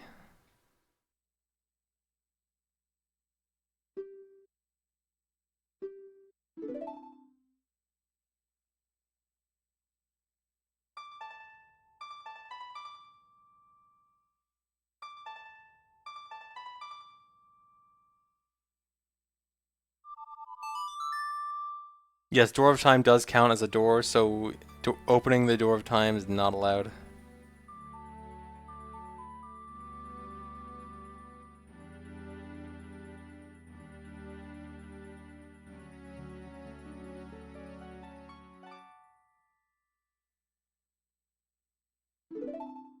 Yeah, so we actually got Prelude of Light earlier on in the run when RBAing the Poacher Saw. And so RBAing the Poacher Saw gives you Prelude of Light along with a few other songs. So that's why he was able to still play it. But if you have the song in your inventory, the cutscene still plays anyway. And so playing the Prelude of Light, of course it loads Temple of Time, and then the Void Warp loads you into Temple of Time with the map loaded and coordinates of Ganon's tower collapse, which loaded the back room of Temple of Time and started the cutscene. And now we're child again. Wonder why. Yes, so do I.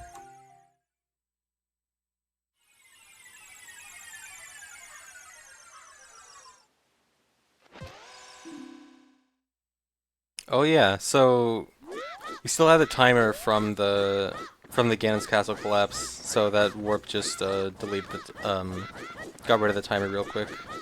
When you have a timer like that expire, and you don't have any item in your, or if you have an item in your trade item slot that is not odd mushroom, eye drops, or eyeball frog, then it just reloads the current area.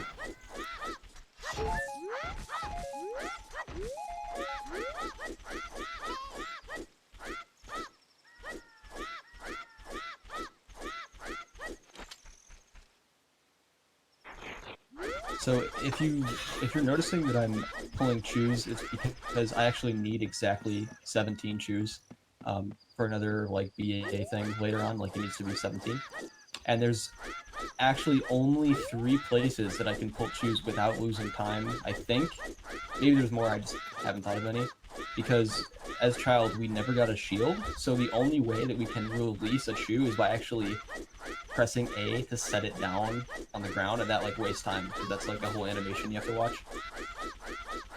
But we got it fast, and also this is like I've like barely made it in time for day. The only reason that we have to do this is because we can't like skip having to wait out the night cycle.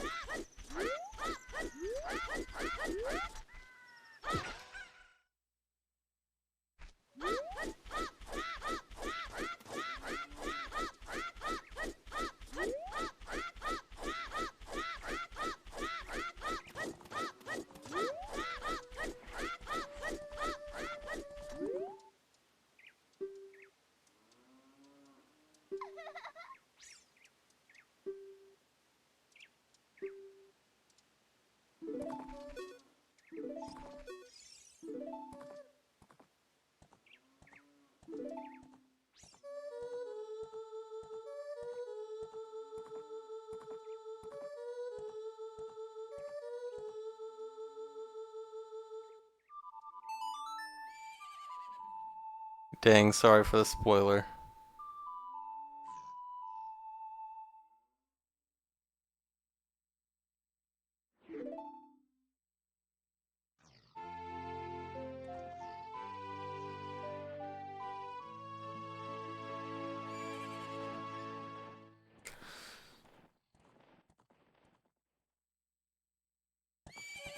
So we got Epona's song, and Epona's already been used for quite a few fancy glitches, so I assume just more coming up. Yeah, pretty safe bet, I think.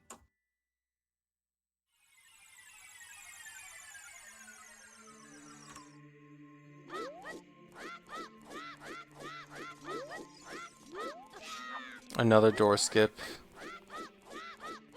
A different door skip. Different kind of door skip. Yeah. A slower one. Oh, hey, But a you different didn't get Kakiri Sword, did you? Nope. We should explain that. Probably. Yeah, so if you don't get Kakiri Sword as child, then become adult and then go back in time as child again, you automatically get Kakiri Sword. And you may notice he also has Hammer on B right now. And again, that's Bottle Adventure. If you have a bottle on your B button as adult, you go back and forward in time, then the game will put an item on adult's B button based on the item child had on C right. So on C right he had Poe as child, and Poe points to your bomb chew count. Your bomb chew count was 17. 17 is the value of Hammer, and that's why Hammer is on B.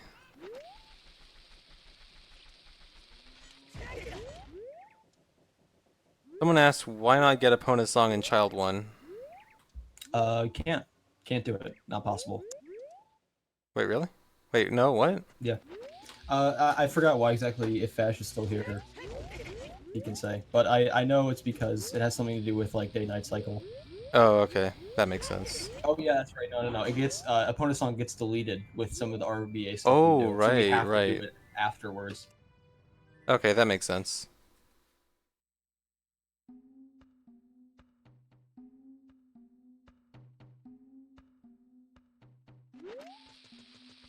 Yeah, see, that's what I mean when I say that, like, you know, this was a collective effort. Like, you think I routed all this shit? No, that would have taken me so much longer. I did route, like, I mean, I made the actual task, so, you know, like, individual room routing is what I did. But, like, the general overall route was not me.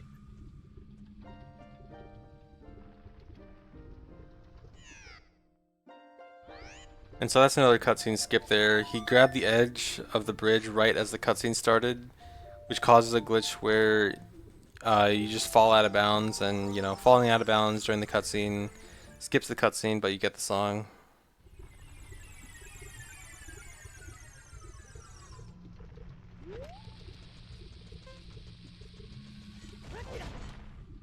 Now it's time to go to Fire Temple.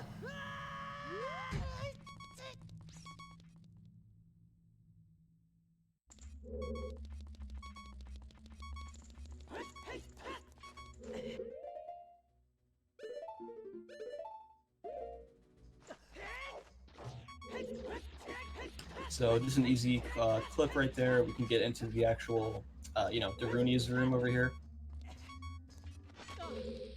And then obviously it's not loaded, you can't see it, but you do another clip of the same kind. And then right now where we are is underneath the ground, beneath the boss door. So we're like right in front of the boss door, but a little underneath it.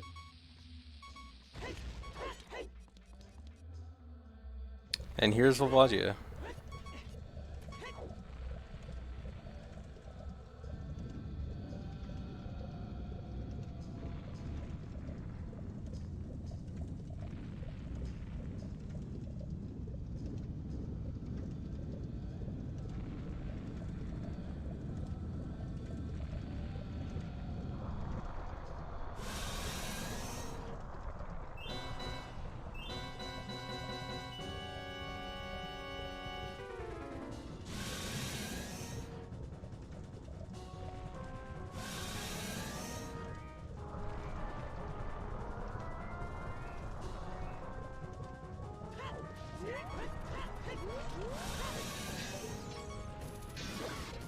Nice weird shot.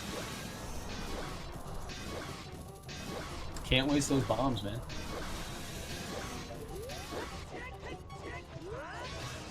Yeah, so Volvagia has two hitboxes, one for the one that flies around and one for the one that pops out of the hole. The one that flies around goes into the last hole it flew into, which at the beginning of the fight is that hole right in front of you. So by doing that weird shot, he can weird shot that hitbox while Volvagia is trying to attack him from popping out of the holes, and just do a bunch of damage just with a weird shot like that, which makes that fight super fast. The only way to kill Volvagia though is after stunning Volvagia with the hammer.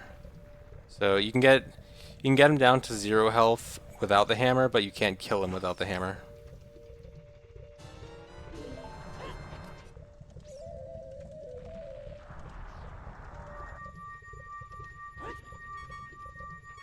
And he does Ocarina items on the edge of the blue warp to move around. So he can do this wrong warp. Touching the door, but not using it. Touching the door, but not using it. Yes, that's actually a bit of a complicated wrong warp. So when the blue warp is going on, you kind of have this floaty property, which is why he was kind of floating off the edge there. And so he clipped out of bounds and did a jump, and that jump plus the floaty property gave him a really, really big jump. So he could reach the loading zone for the boss door from behind. And then you have to hit the loading zone at the same time that the game is trying to start the cutscene for giving you the fire medallion, and that causes the wrong warp, which is yet another wrong warp to Ganon's castle.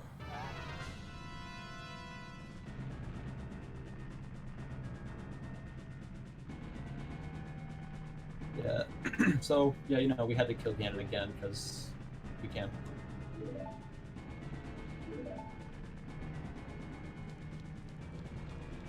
And we're going to do another RBA here, except this time we're actually going to use one of the rocks that fall down to time it with this glitch. And it's actually like, I can't believe that I got that just like first try. There's a couple really of things cool in here that like sound really hard, but like I just happened to get pretty quick. And then there's stupid shit that I spent like hours on that was actually really easy. No, that was really cool. And so, yet another Prelude of Light Void Warp back to Temple of Time, although this time there's no cutscene, so you can actually see how high he loads from. Yeah, that's where you actually spawn. Like what the other time when we spawned right into the cutscene.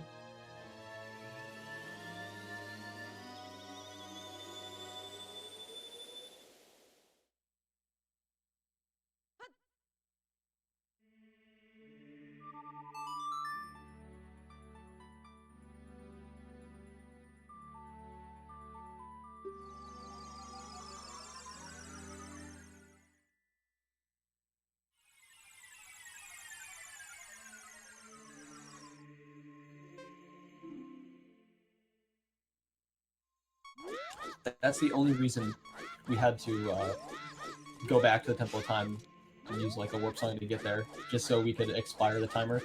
Because if we went adult like that, with the timer still on, it would mess up the glitch we're doing later.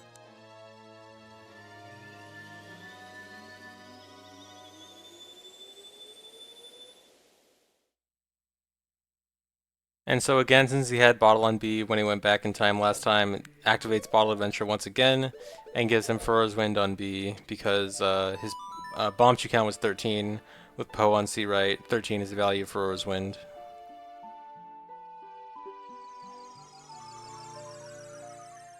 Oh, that timer he had was the timer from Ganon's Castle Collapse. When you do a Void Warp away from the Castle Collapse, you keep the timer. But sometimes the timer is useful, a lot of times it's not.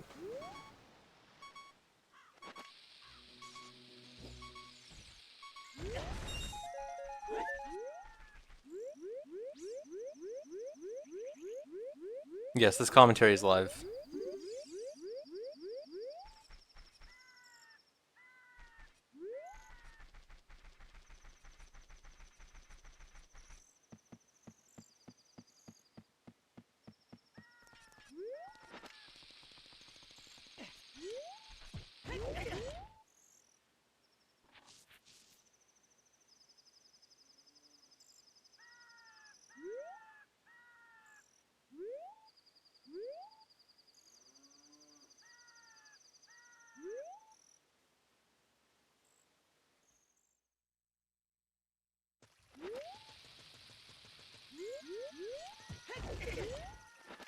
So now off to Gerudo Fortress with lots more Hesses and Mega Flips.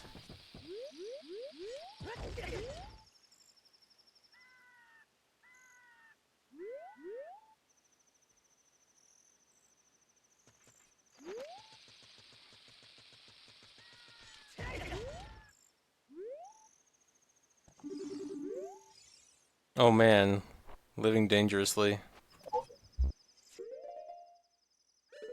He is extremely close to getting caught by those guards there. Oh, he got caught anyway. Darn.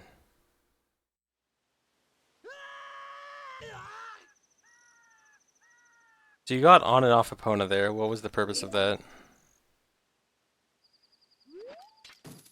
Bash can answer that one.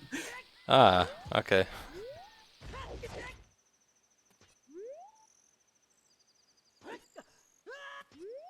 So that's a really cool method of gate skip. So you get caught on purpose. Nice sign. So you get Fuck caught that on. sign. Yeah. So you get caught on purpose so that you're at the jail, and from the jail, the way you've probably seen it done in a lot of other speedruns is using hover boots, but you can also just do a mega flip from the railing there to skip that gate.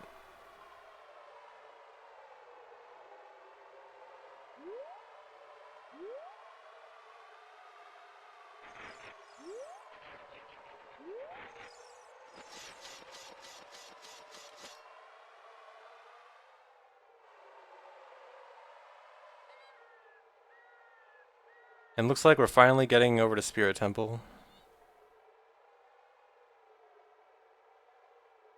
Oh, it was for temporary B button. Okay. I don't quite know the specifics of how opponent temporary B button works. Do you know? No. It's some weird voodoo magic. Yeah, it's some weird, like, really technical stuff that you don't really have to know to do it. So here's Spirit Hover, except without hover boots. Gotta hover up the outside of Spirit Temple.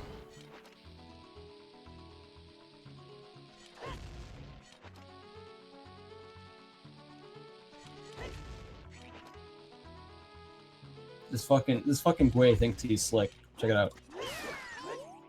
Oh yeah. Okay, so what Ben said, Furo's Wind is now your temporary B button state, but you have Master Sword equipped right now.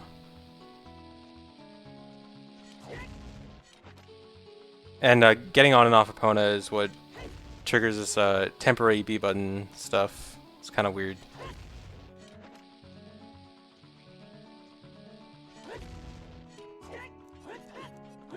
And so without hover boots, Spirit Hover is a lot different.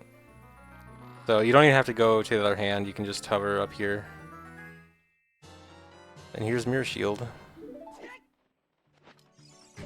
Alright, Spirit is also maybe my second favorite temple. It's pretty cool. Yeah, this is pretty crazy.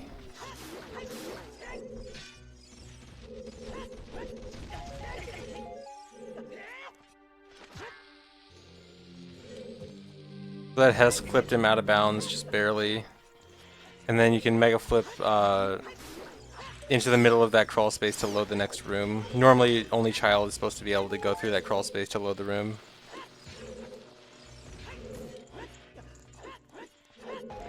Really nice hover to... Oh man, there's so much going on.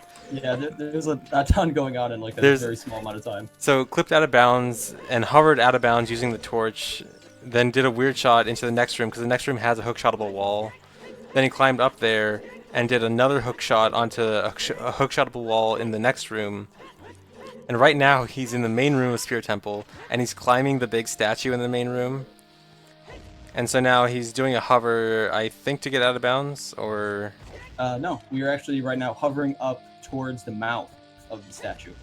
Okay.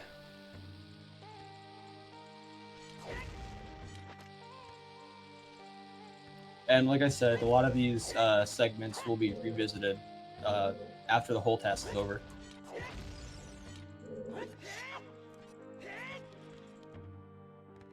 And so here is the boss door.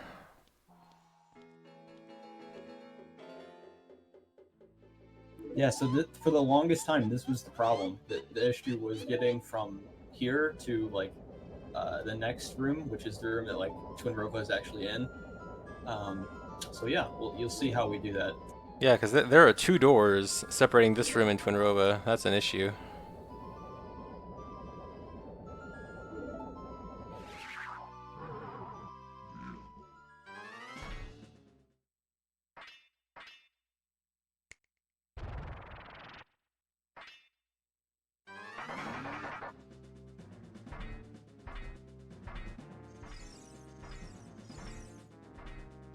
Having some fun? Just a little. Fun's always good.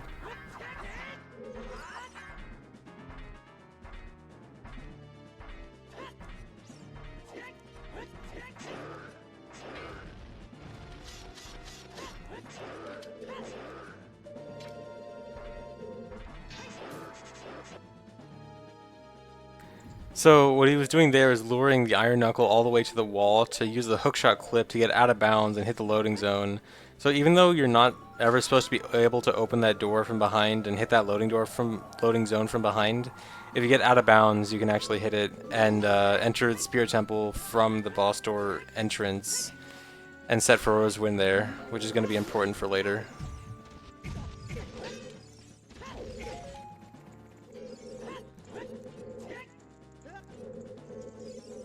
Yes, we do need that bomb drop. We need almost every single bomb we have right now. And yes, if you guessed it, this is the hover. So we have to hover up to... Can you guess?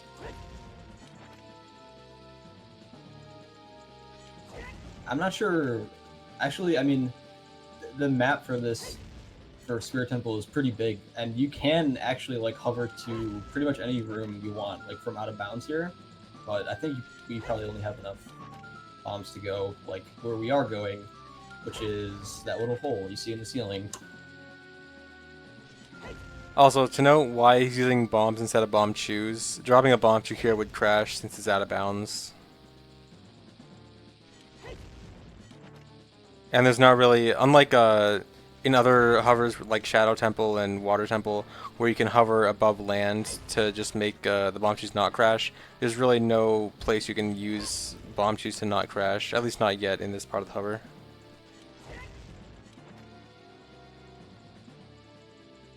I actually did this hover, like I tasked the whole thing, only to discover that I was like 1 explosive short or something from making it with the amount of explosives that I still need. So I had to like redo the entire last section before that as well to go back and get a bomb drop.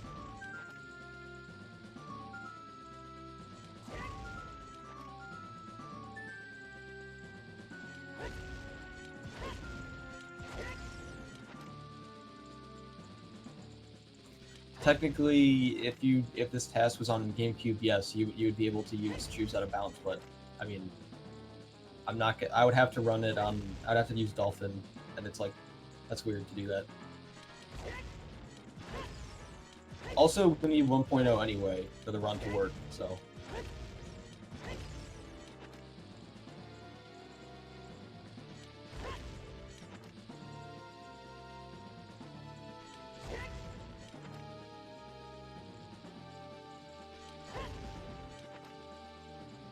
Tell MTA to do all Dungeons No Doors Master Quest, because he does Master Quest stuff.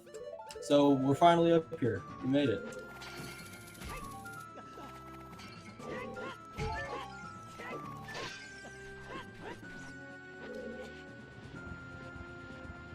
Pretty sick mega flip there. This Yes, is very to cool. so you can move these snake statues. These snake statues are unusually loaded without loading that room by opening the door. There's very few things in the game that are loaded like that, and that's one of them. And then right there, we just did a weird shot, and then hook shot at the chains to get back. And now it's time to leave again. So the reason we needed to do that was because we need to do the boss key skip again, but with a certain set of circumstances also carried over. So it's important for the boss you skip, is what I'll say. Yeah, also important to note, Faro's Wind is still set in Spirit Temple, right outside the boss door.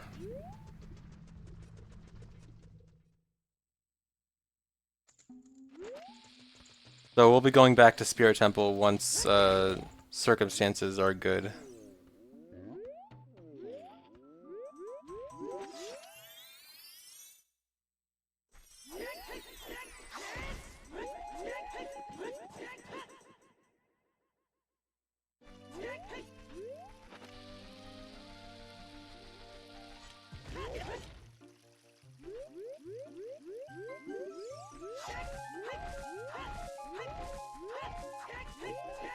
All the bombs you need. Yeah. No 6 bomb drops at the same time though, unfortunately. Was not in the cards for that patch.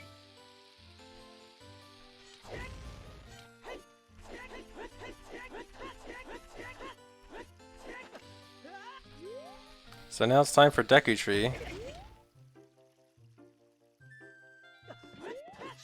So by going out of bounds there, you can skip the load trigger that loads the main area where Deku Tree is, and that skips loading Deku Tree's mouth, and Deku Tree's mouth is what prevents Adult Link from entering Deku Tree. So without that loaded, you can just walk right in.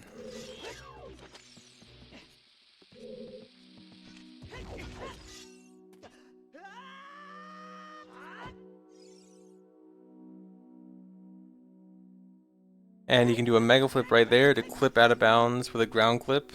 And just barely, there's like one little piece of, I don't know if it's like a ceiling or a wall, you can jump slash. That just barely makes it into Goma's room.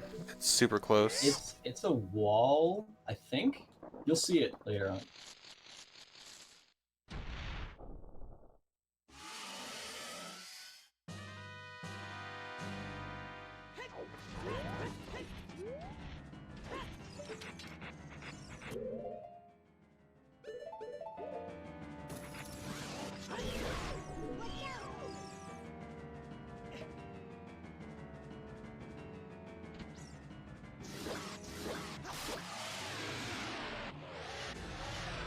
Nice. Yeah, this was also in Homer Funky's MST test.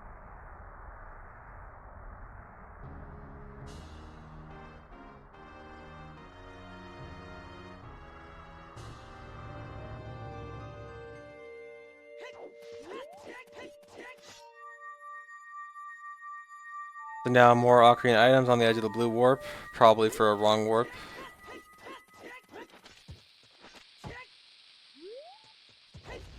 So this next wrong warp is commonly referred to as Ganondorf, However, but it's not. I guess you got to do it a little bit differently if we want to avoid the door.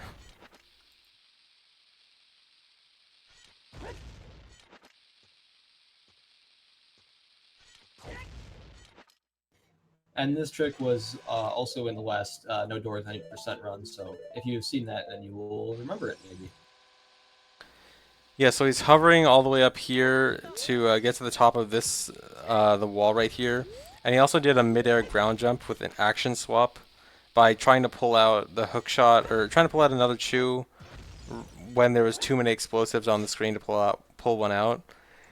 And then he hits the loading zone for the door. At the same time, the game is trying to start the Kokiri Emerald cutscene, which wrong warps you to Ganon's castle once again.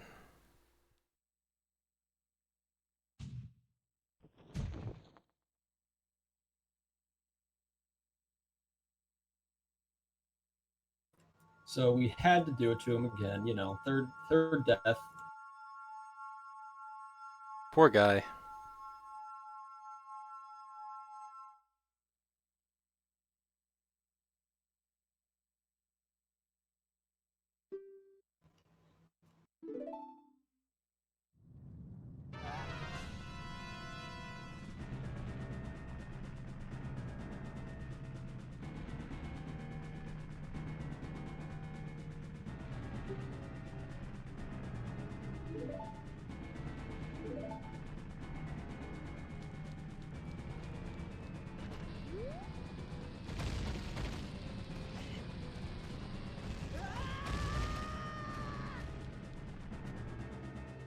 So here's Void Warp.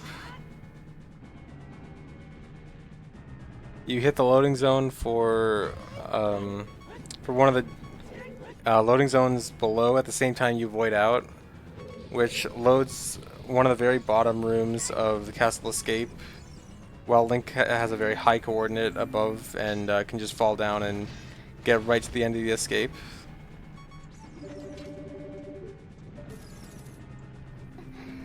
The Kiss. The Kiss.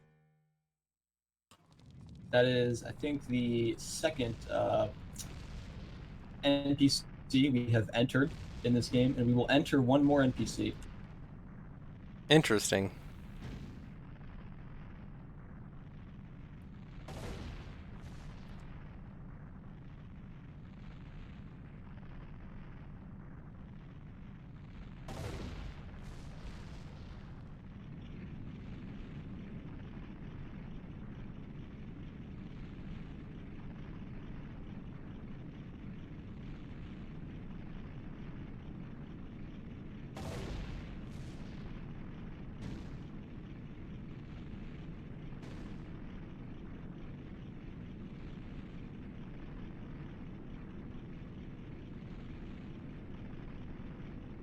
Excuse me, Mr. Streamer, you forgot Spirit Temple. Huh? Oh shit. Shut the stream down. Sorry, guys. See you guys next time.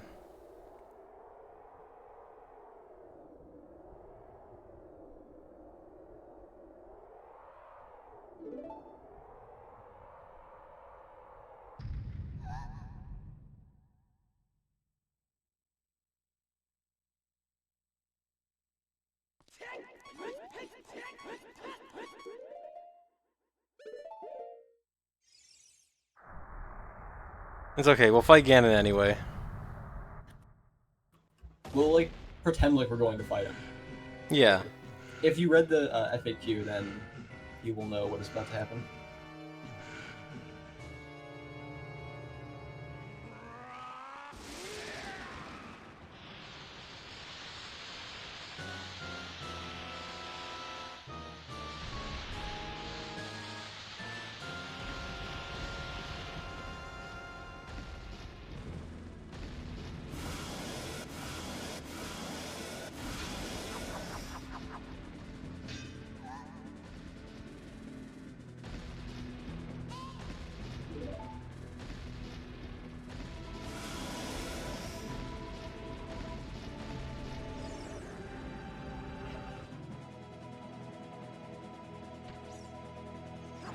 I'm sure those bugs will attack Ganon fine. Those bugs can do it. Oh no, you died, but played a song at the same time. Yep. Yeah, so Ganon's too powerful. We're just gonna leave. Kind of spooked. He kind of spooked us a little bit, so... Actually, that's the only way to get, well, maybe not the only, but one of the only convenient ways to get Swordless B without altering the temp B value that we need. Alright, so Furrow's Wind is now on B, so this is kind of hard to explain. I might explain this wrong. This is the most complicated part of Yeah, the so about if you remember a long time ago, he got on and off Epona, and I asked, why'd you get on and off Epona?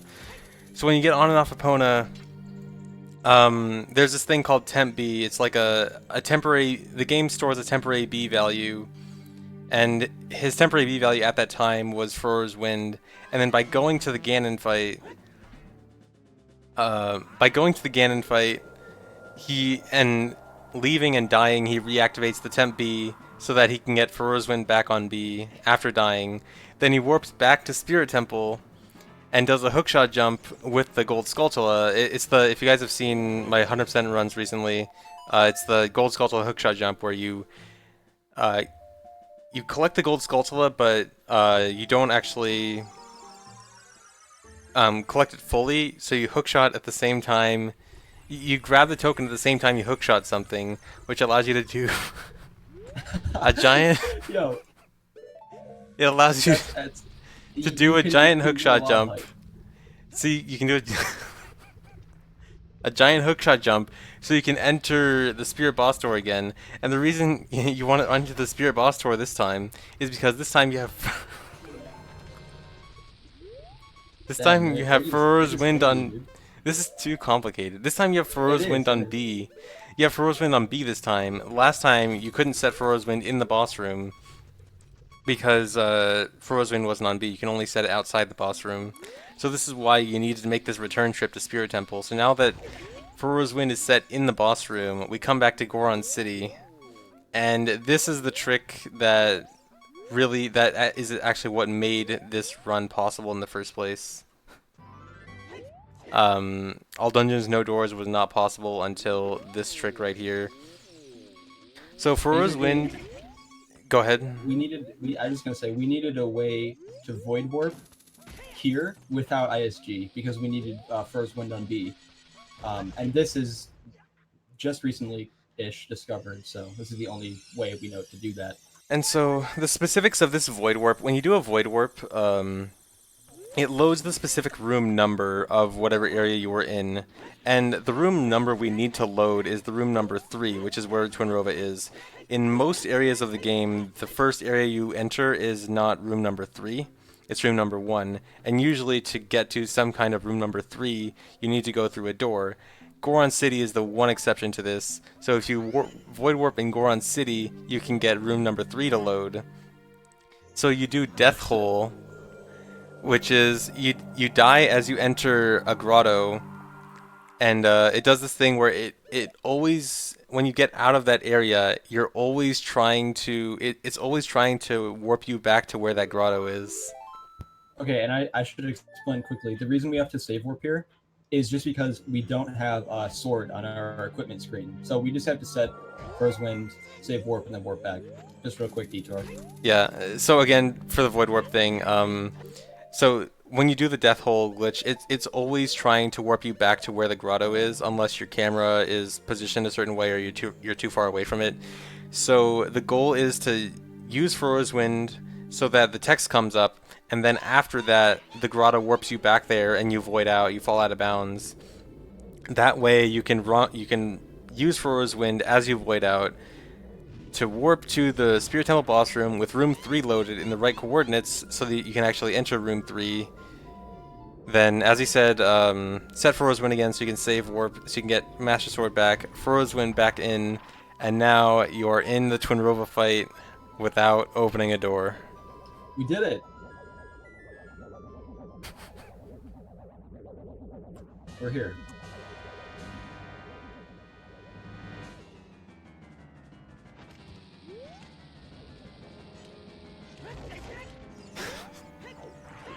If you don't understand, it's okay. I hardly understood what I just explained, so... Oh, me too. I hardly knew what the hell I was doing while I was doing this part. I mean, I knew what I was doing. I just didn't know why it worked. Yeah, we're all in this together, Chad. It's okay.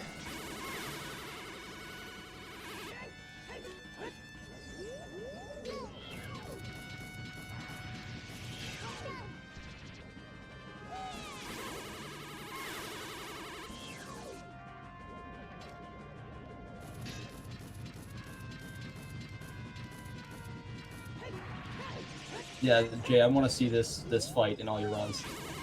I'll try.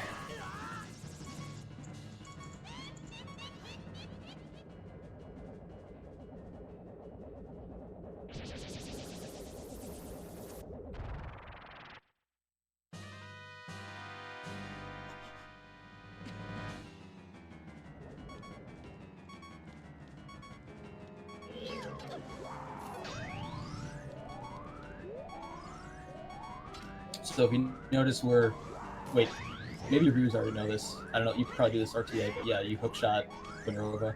I just didn't know that. Yeah, Messed that up. Okay, that was weird. The video froze for a second. I'm not sure if that was on my Yeah, end or... No, that was the encode. Oh, that's cool. Which I didn't know that was the thing, so... Thanks, Ben.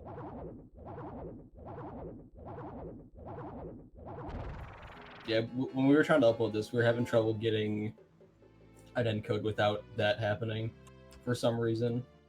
Was it always in that specific place? There were a couple places. There were more places where it did that, but I haven't seen any of them except that one. Okay.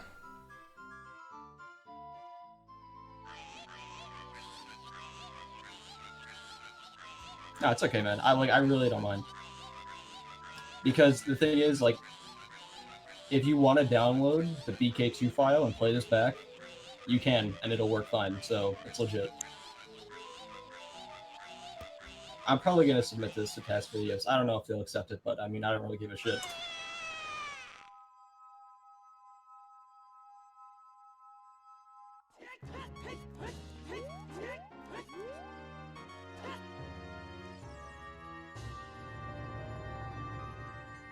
And that's the end of Spirit Temple. Yeah. So I mean, that's all the dungeons, isn't it?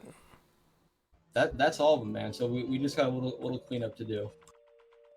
Yeah, you gotta beat Ganon to finish the game. Right? That, yes. Definitely that.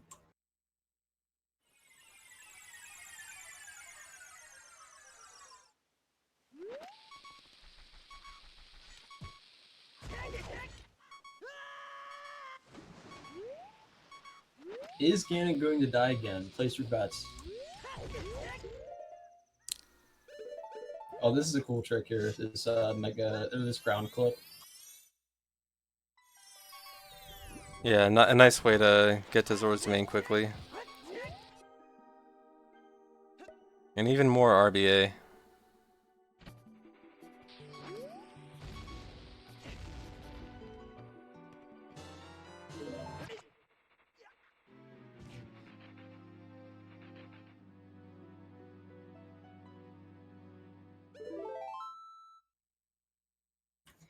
I really like this test that I'm about to do up here. If you like pause it, there's some really like wacky frames with the camera.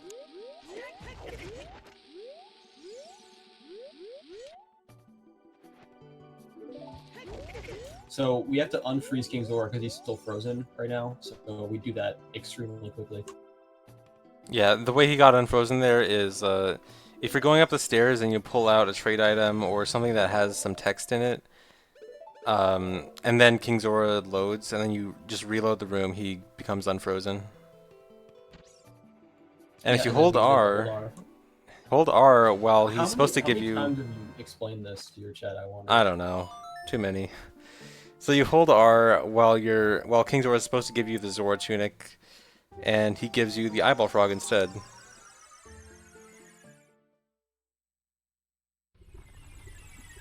Shoutouts to Speed Frog. Oh, was that a timerless? Or no, never mind. You have Kakira tunic on.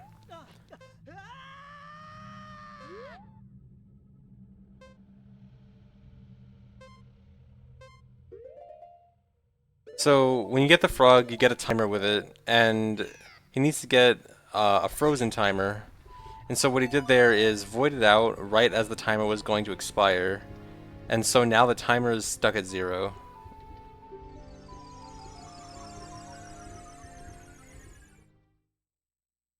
And also the reason the timer didn't expire immediately when he warped is because in Death Mountain Crater there's the heat timer.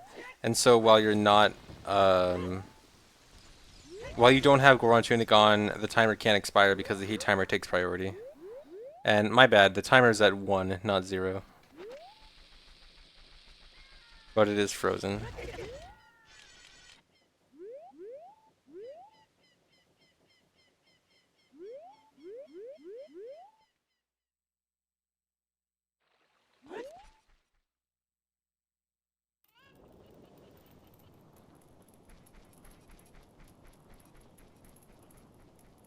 Oh yeah, so since you've beaten Forest, Fire, and Water Temple, it's now possible to get the Nocturne of Shadow.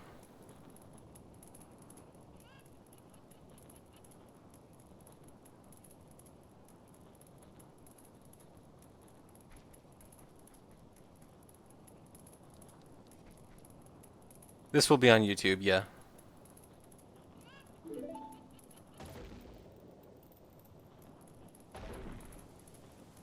There are no dungeons left. All of the dungeons have been beaten. It's now time to just go beat the game. The only dungeon left is the game itself.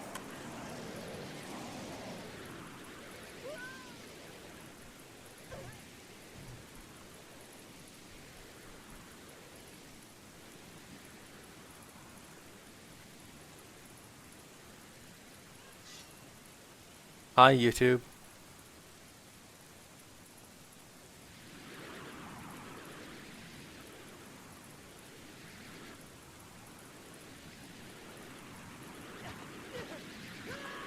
Oh no, another freeze. Come on, Ben. Oh shit. That maybe actually maybe that wasn't a freeze. Maybe that was just like the screen not going all the way black. Maybe not. Oh, actually, yeah, that might make sense. That makes sense. Because like yeah, like it because the camera just goes Emulator thing's weird. dark all of a sudden. Yeah, it might be that. Never mind, Ben's not guilty. At least not yet. We're not sure yet, but he might not be guilty. Undecided. Jury's still out on that one.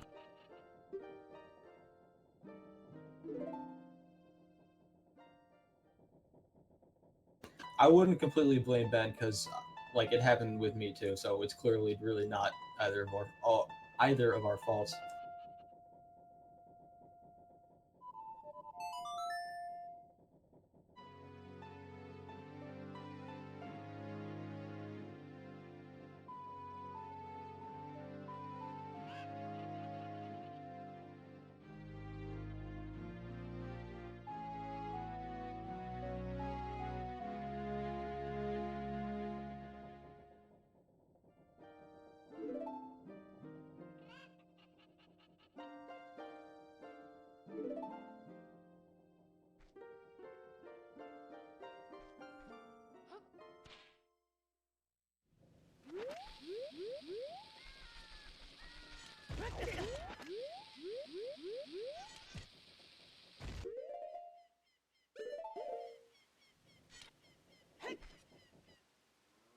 Using a glitch called down A here, so we can use Forest Wind.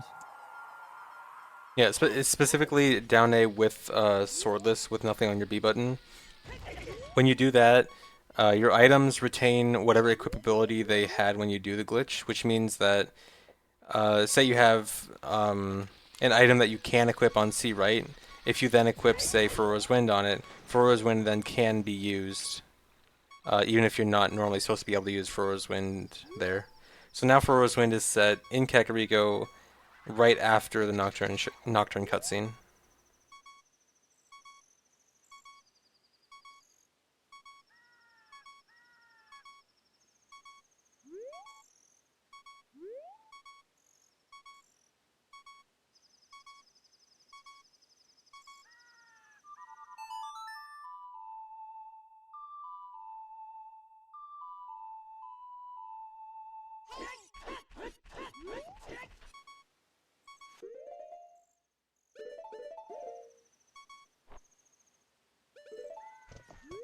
More items on opponent shenanigans.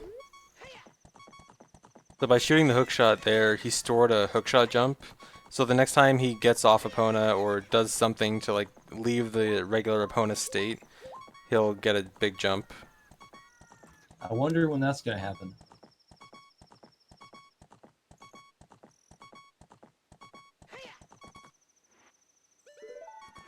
Whoa. That's a big jump. Whoa, there he goes.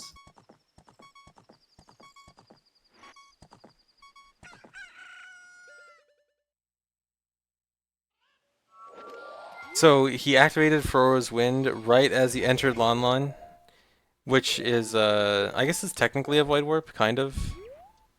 It loads Lon Lon with the coordinates of where Furrow's Wind was. Nice. Third NPC entered. So it's important to note Furrow's Wind is still in Kakariko. That did not delete Furrow's Wind. And also made his exit so that it's essentially coming from Kakariko into Lon Lon, right? Yeah, I guess. Which is an important distinction from Hyrule Field into Lon Lon. Yeah, yeah. And the reason why I had to like slow down on Epona is because if I was literally too fast, guys. I was too fast, and I needed to wait for day. And so that wrong warp that just happened. So that frozen timer we got earlier, the frozen timer will unfreeze when certain kinds of text boxes come up. And one text box that will unfreeze it is Malon's text box right before you start the Epona race, like the mini game you do to get the cow in the house, basically. And so the timer unfreezes right as the horse mini game is starting. That horse mini game also sets a flag that allows for wrong warping. So the timer expiring is supposed to warp you back to entering Lon Lon Ranch from Kakariko, which is only possible with that Frozen Wind warp inside Lon Lon Ranch. And so, with your exit being from Lon Lon Ranch, from Kakariko to Lon Lon Ranch, with the timer warp with the opponent minigame, you get wrong warped to the Ganon fight.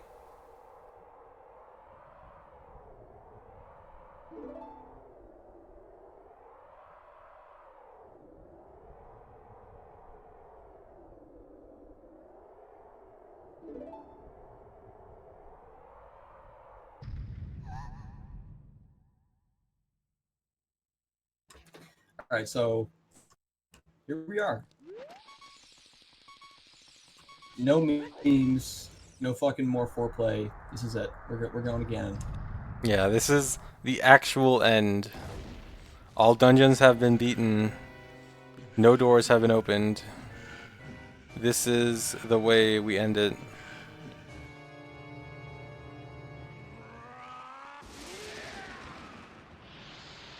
Ganon was too strong last time, but I think we can do it this time.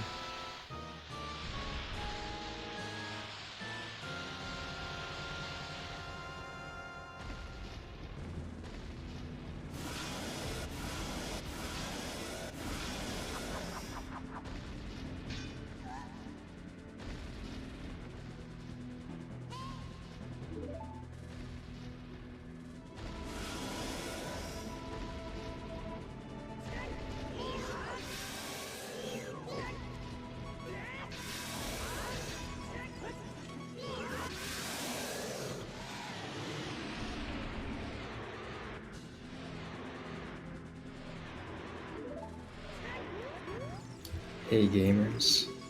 Whoa, Hey. what's up, gamer? Yeah, I just wanted to say that I endorse this speedrun. Yeah. Whoa. That's a big Yeah. endorsement.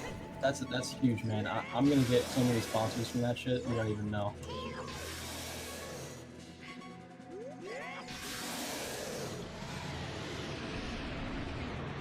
Dude, I Ganon's really dead.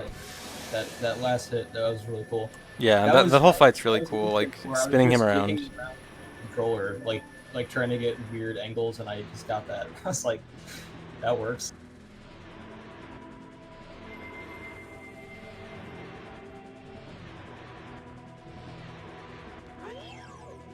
And there it is. There it is. That is Ocarina of Time, all dungeons, no doors.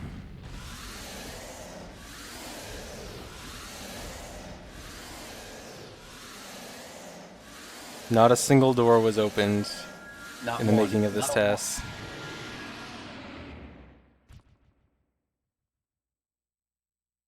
So yeah, hope you guys enjoyed that TAS. I thought it was amazing. Thanks, Jay. Hey, Hey, hey, All congrats. right, so, what's up, Ben? I don't know if you want to let the credits play or just I think we can jump right into the special thing. that's fine. All right. Hey, I just wanted to say that was cool. I'm glad we finally did this. For all those people, I think you guys were talking about earlier. This has been in the works for I think 2.5 years now. So it's really cool that it's finally done. That's it's really actually quite epic. Word. Yeah, It's been it's a long. probably one of the most amazing accomplishments done in OOT. I'm gonna go out on a spicy limb and say that it is the most technically impressive OOT TAS on the market at the moment. So Market. I would agree. you folks here in the chat watching this live, you are watching a cultural event right now. This is culture. Get cultured.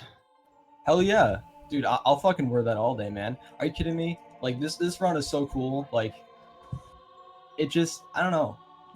Like it couldn't have been possible without knowing like all this stupid shit that like we wrote down on ZSR. Hey Taylor, I just wanted to say congratulations for that. You did this Curiosity speedrun so fast. It's really amazing. It's really optimized. Yo, And thanks, man. I've waited for this since so many years now. This is really cool to see that now. So yeah, thank you and congrats again. Thanks. That was I'm a tester, by the way. Hi. Very good TAS indeed. And yeah, so we got all the boys in here now, or most of them. We got some of them, I should say, a handful of boys. Leading up to this, there were like maybe about a year or so ago when we were really cranking down, trying to rat this out and find ways to do it. There would maybe be like, just 20 people bouncing ideas around for days and days, going like, oh, maybe we could do this, and we'd be like, oh, we finally got it. And we figured it out, and then we'd be like, no, we can't. We can't do it that way. We did a roadblock. This cycle just happened for like a year, and so it's like, man, it's so fucking cool to see this finally happen. Yeah, I've heard the discussion for like a year, maybe even longer, even before Discord was around. Back It was- when it was- IRC, yeah. we still used IRC. We had a Hashtag Skype Sweden. Skype, yeah. I was never too involved in the routing, but I was always like peeking in every now and then, always hoping that it would get a little bit closer to finishing. And Yeah. it's really nice to finally see the finished product. Well, I'm glad all the degenerate task grinds that I did for like fucking months was paid off. I cannot believe you finished. I know I've said it so many times. I cannot believe you finished this task as fast as you did. That was like, I mean, Yeah, I'm I not thought it was trying- going to take longer. I'm not trying to say anything, but there were some comical moments in the past two No Doors TASes. So like I knew you really wanted to crack down on this one. I just thought it was gonna take a lot longer. Yeah, like, no, for the first couple, I didn't take it. Like, I mean, let's be honest. Part of the whole meme was that like it wasn't like there wasn't a ton of effort put into it. But this one, I really wanted to actually like make it cool and make it optimal. And I mean, I did that, sure, but like that was also everyone else, who worked on it, all you guys helping me out, telling me when I'm slow. Yeah, if you compare this to the very first No Doors TAS you made, you've improved a lot in terms of just optimization as well. That's cool. I'm glad to hear that. It's really actually hard for me to tell like if this is good or not. I just kind of do it. Shout out to, honestly, yeah. If you guys have anyone you want to shout out that's like not in the credits or something, go ahead. I just want to shout out everyone who I like used one of your videos on YouTube. Like, there's some people who have made TAS tutorials for this game and they're on YouTube, and that was actually tremendously helpful for me. Like, I know Fox made a good one. Anyone who's like documented anything, thank you. You made this possible. yeah, I want to thank Fox, and because every time I had a task question, I'd go to him because he knows so much about tasks. I'd like to thank honestly everyone except Greg. Yeah, I mean, everyone who even watched this task, heard of this task, even people who haven't. I mean, all those guys. I just want to, I feel a special connection to you as a human being. Except Greg. Yeah.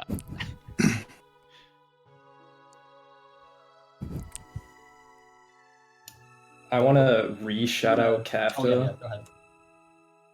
Look, Yes, if you don't know who he- Kafta is, he's the silent legend of this game. He's the single most important Ocarina of Time speedrunner. Well, debatable. Kafta's actually, he's the person who got me involved in this task. He was like trying to figure out a way to do Water Temple without opening a door, and he's like, hey Ben, come help me out. And I was like, Sure. Nice. Yeah, I remember you guys talking about that. I remember, before I started working on this, before it was confirmed possible, I would like hear stuff about it, and I remember that was one of the things. But yeah, Jay, you want to play the shit or what? Yeah, all right, we can go into it. Before we start, I want to read what Nerds said to read out. This is like some really technical stuff. Probably gonna say half the stuff wrong. I guess I can just start the video and read it out. Yeah, you can just. All right. So here's the special thing. Nerds with Game made a special script that it displays all the collision for the out of bounds sections of the run. So I guess we'll just play it out. So there's a lot of this is really loud. There's a lot of out of bounds stuff in this run, and so here is the out of bounds portions with collision viewer. It has like some funky rainbow colored polygons out of bounds, but you actually get to see it works really well because the texture is good, because if it was just like a solid color, it would be hard to distinguish depth and stuff. So. Yeah. And so here you can see how close it makes it to Goma's room in Deku-Tree. I guess I should actually just read the stuff after the whole thing's over.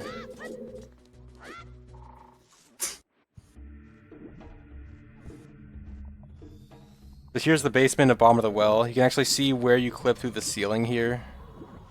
Yeah, and this makes all these sections look like way cooler, like when you can see what's going on. Yeah, we can actually understand what's going on.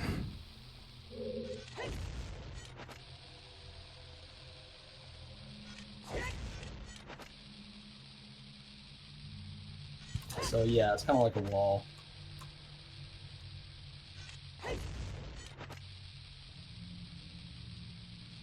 Some of them are really interesting to see how clutch it is sometimes. My personal favorite is the movement getting into Spirit Boss Room. Oh yeah, that's definitely a good one.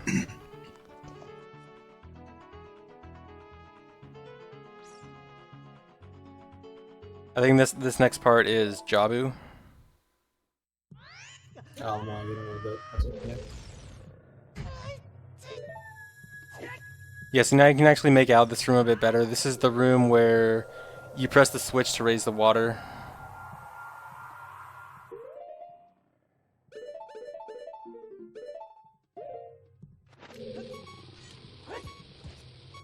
This is where this RBA is done.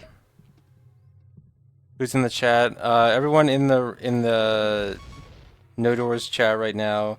Me, Taylor, Sniping, Kazalek, aka Kita, Fash, who is not going to talk, Ben, and Amaterasu. Oh wait. Oh shit. Fash light up for a second. Yo. Hey, Oh, Fash said my something. Hey, Fash. Fash isn't the only one that's lit up. Yo, word. Oh.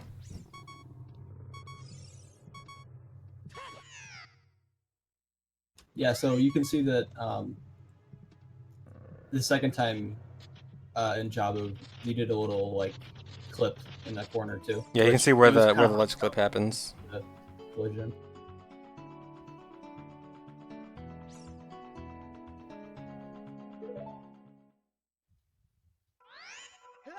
Here's Forest Temple. So this is that circular room at the bottom. In the basement.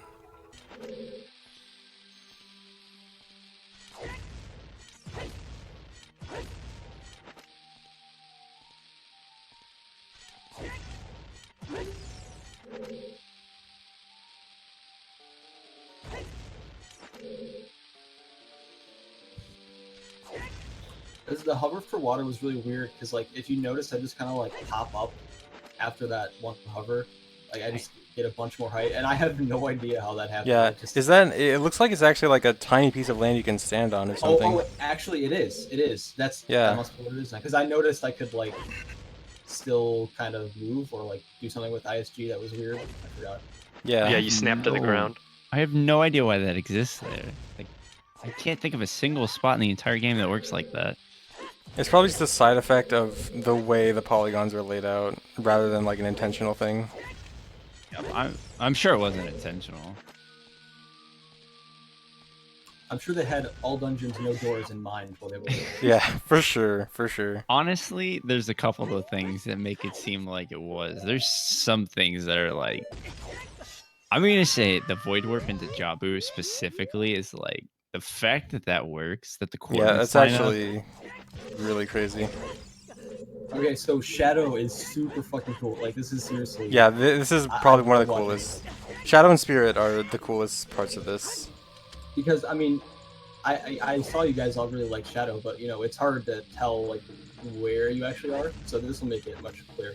If you watched OT speedruns regularly and you see boat skip done a lot, you'll like this a lot, because this kind of like shows you what boat skip looks like in more detail, and especially the difference, the way boat skip is done in this. Actually, I changed my mind. My favorite one's Jabu, because that was my idea. Okay, fair enough. All right, good reason. Yeah, some people will tell you it wasn't, but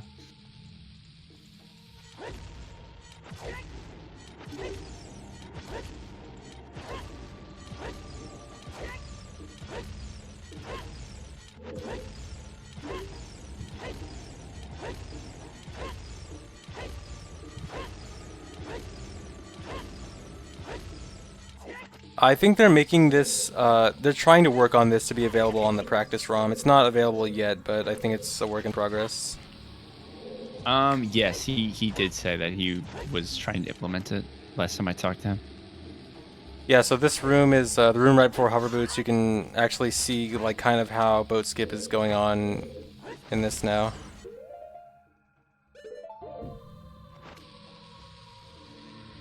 Dude, that collision's so small. Yeah, that collision is I know, insane. Like, it's it's just this little spot that's not about. And I can't believe you can even like just jump slash onto it. But yeah, so this side hop is just magical. Oh my god, that looks amazing. Yeah. How did it even make it? It was real close. It was real close. I actually thought it might have been not possible.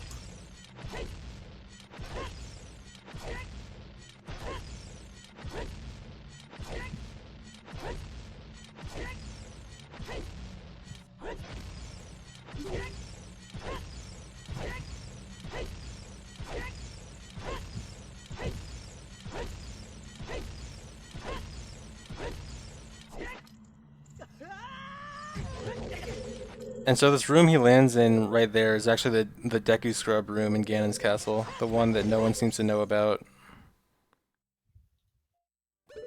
I knew about it. I don't think you did.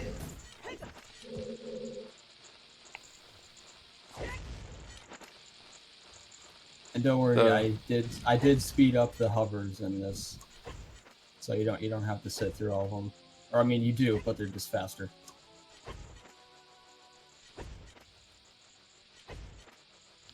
Oh, did you encode this, or did Nerds encode it? I encoded it. Okay. Nerds actually, I downloaded the video and then I like arranged it differently than he did. But he made the encode. Okay. All right. That's right.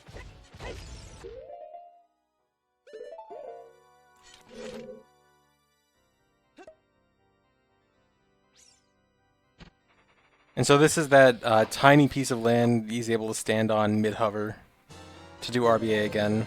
You can see how tiny that little place was. And that he's like constantly almost going back in bounds. Yeah, I had a hard time grabbing the bugs without going in bounds. Yeah, actually, when we had Calf to test that, he didn't think it was gonna be possible to pick the bugs back up, which actually would have been really annoying. That would suck, yeah. It would have been really bad. Yeah. But he got it to work. This here's Fire Temple. Fire Temple boss key skip.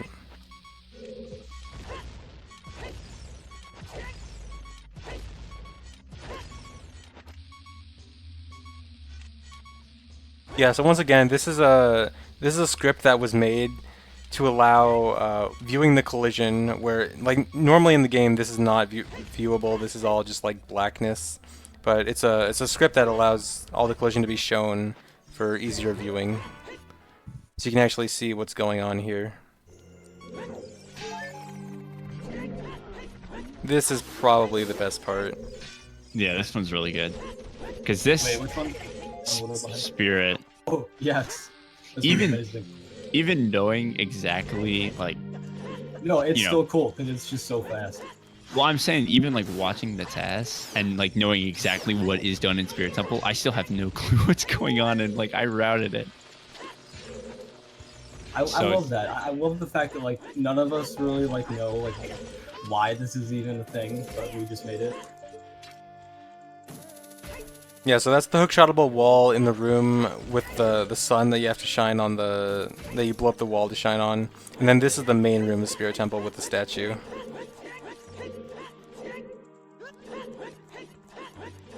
You can actually see this room really clearly with this. Really make out everything.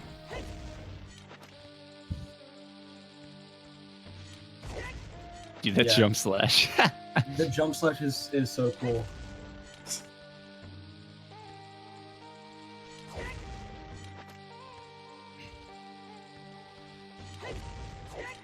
Oh, and by the way, hovering up to the face right here was rather difficult because there's a bunch of different like slopes right beneath on the statue, and if you're above a certain kind of slope, one that's too steep, and that will make Link like start to slide down, then you can't hover correctly. So you had to maneuver really carefully. I confirm this is a terrible hover. So, is the way this collision viewer works, is it just when, like when you're out of bounds, it like activates, or is this like being spliced in? I'm not sure. Okay. I think Nerd said he made it so you can just turn it on and off like whenever, but I don't know. Oh, okay. Nerds made a paste bin that I'll read in a second. It might be answered in that.